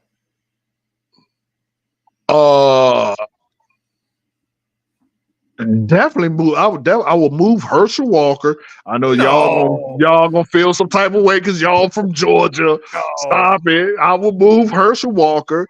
I will move. See, some of these people I don't know. I don't know Tommy Frazier. I don't know Hugh Green. You don't know Tommy Frazier? That off the dome? No, I don't remember Nebraska, him and Lawrence Phillips. Come on, bro. Oh yeah, I remember Tommy Frazier. I definitely Tim Tebow. Like come on, bro. You gonna put Tim Tebow over Charles Woodson? Hold on now, you can't front on Tebow in college, bro. Tebow, no. Tebow had a squad. Not the quarterback of them Gators. Not the quarterback of them Gators. Now there's a few folk I know on this. No. Tim Tebow in college. Florida had a squad, bro. They had the murderer. What's his name? Hernandez. They had a squad, bro. That Florida team was stacked. Oh, but that was Tebow, bro. Tebow was on another level. Tebow, I'm telling you, bro. Tebow's on another level in college. He was, but over Charles Woodson. Come on, bro. Yes, bro. He's a quarterback. No, bro. No, Charles Woodson ain't the only one, Brian. You got more. You got Bo Jackson. Like, people forget. I don't know how old people are in the chat, but Bo Jackson was a problem at Auburn. Yeah, he was a problem. Oh, yeah. He was. Tony Dorsett was a problem at Pitt. But who you gonna put Bo in front of, though? I would put Bo. Bo has to be in the top 10, bro. Has to be. So you gonna put him in front of Peyton Manning, Earl Campbell, Deion Sanders, Roger Staubach. See, some of those like Roger Staubach, I was too young. I don't know. You know what I mean? For my age and my age demographic, I will put him in front of Howard Cassidy. I don't know who he is. He's probably more older than me. Dick Butkus is older than me, so I don't know how he actually was in college. But for me, it would be Barry Sanders in no particular order. Top 10: Barry Sanders, Bo Jackson, Randy Moss, Charles Woodson for sure, Peyton Manning for sure. Oh, gentlemen, I've got to go. I got to get up early. So, guys, good talking to you. Yes, sir. Likewise. And before you go, John, I guess we'll go ahead and end it on that because we about to hit 3 minutes. So we'll go ahead. 3 minutes, 3 hours. Damn, my bad. 3 hours. Well, it's quarter to 3. Yeah, so we'll go ahead and call it a night. John, go ahead and let them know where they can find you at the eye test, brother. Yes, you can find me, Winston, Red, Nando, and Coach if he decide to come in on the eye test on Wednesday night at 10 o'clock on Wednesday night on your local YouTube channel.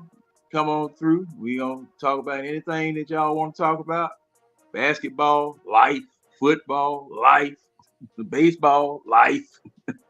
Yeah, that's the way we do it on the eye test. Shout out to the eye test. John, real quick, because I can never find. I have searched and it never pops up. Okay, send me a link so I can add you as a friend, so I can make sure that I know when y'all come on. Okay. Andre Davis, you can send me a message through Facebook, or you can add me.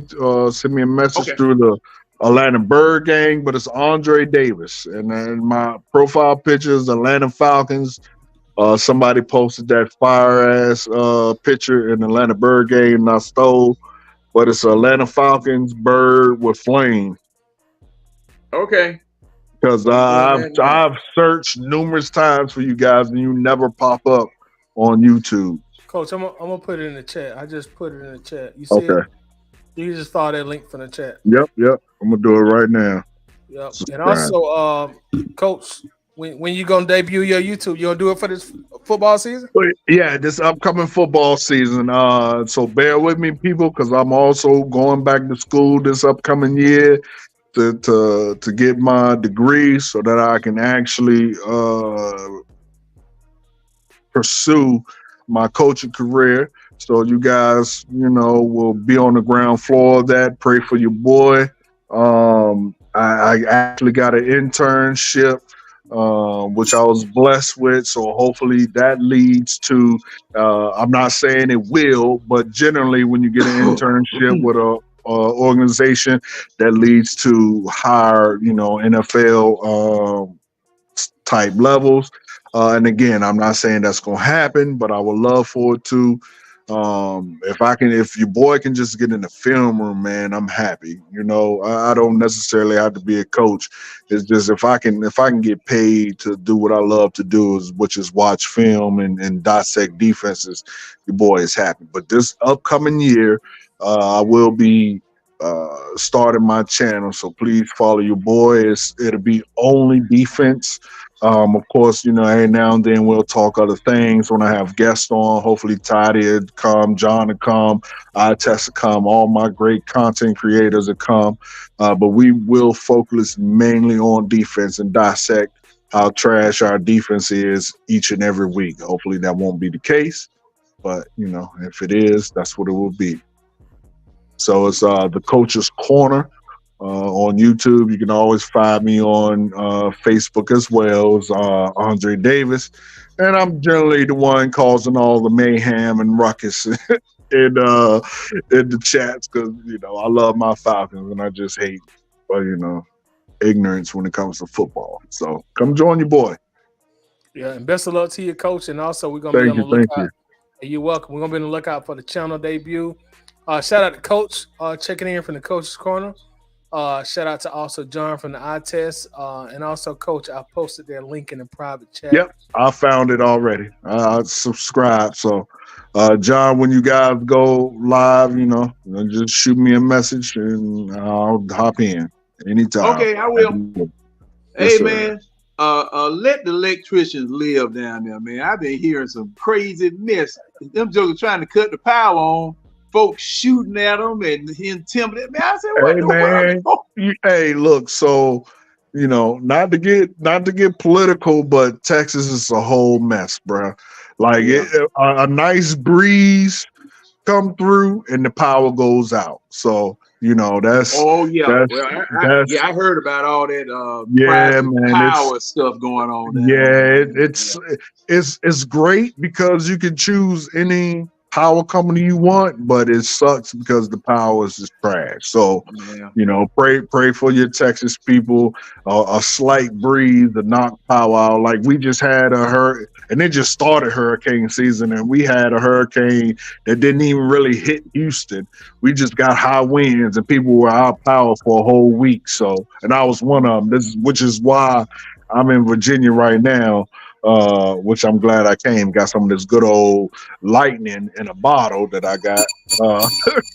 But that's why I'm here in Virginia right now, man, because we didn't have no power for a couple of days. So, it's just the start of hurricane season. So it's only gonna get worse. So yeah.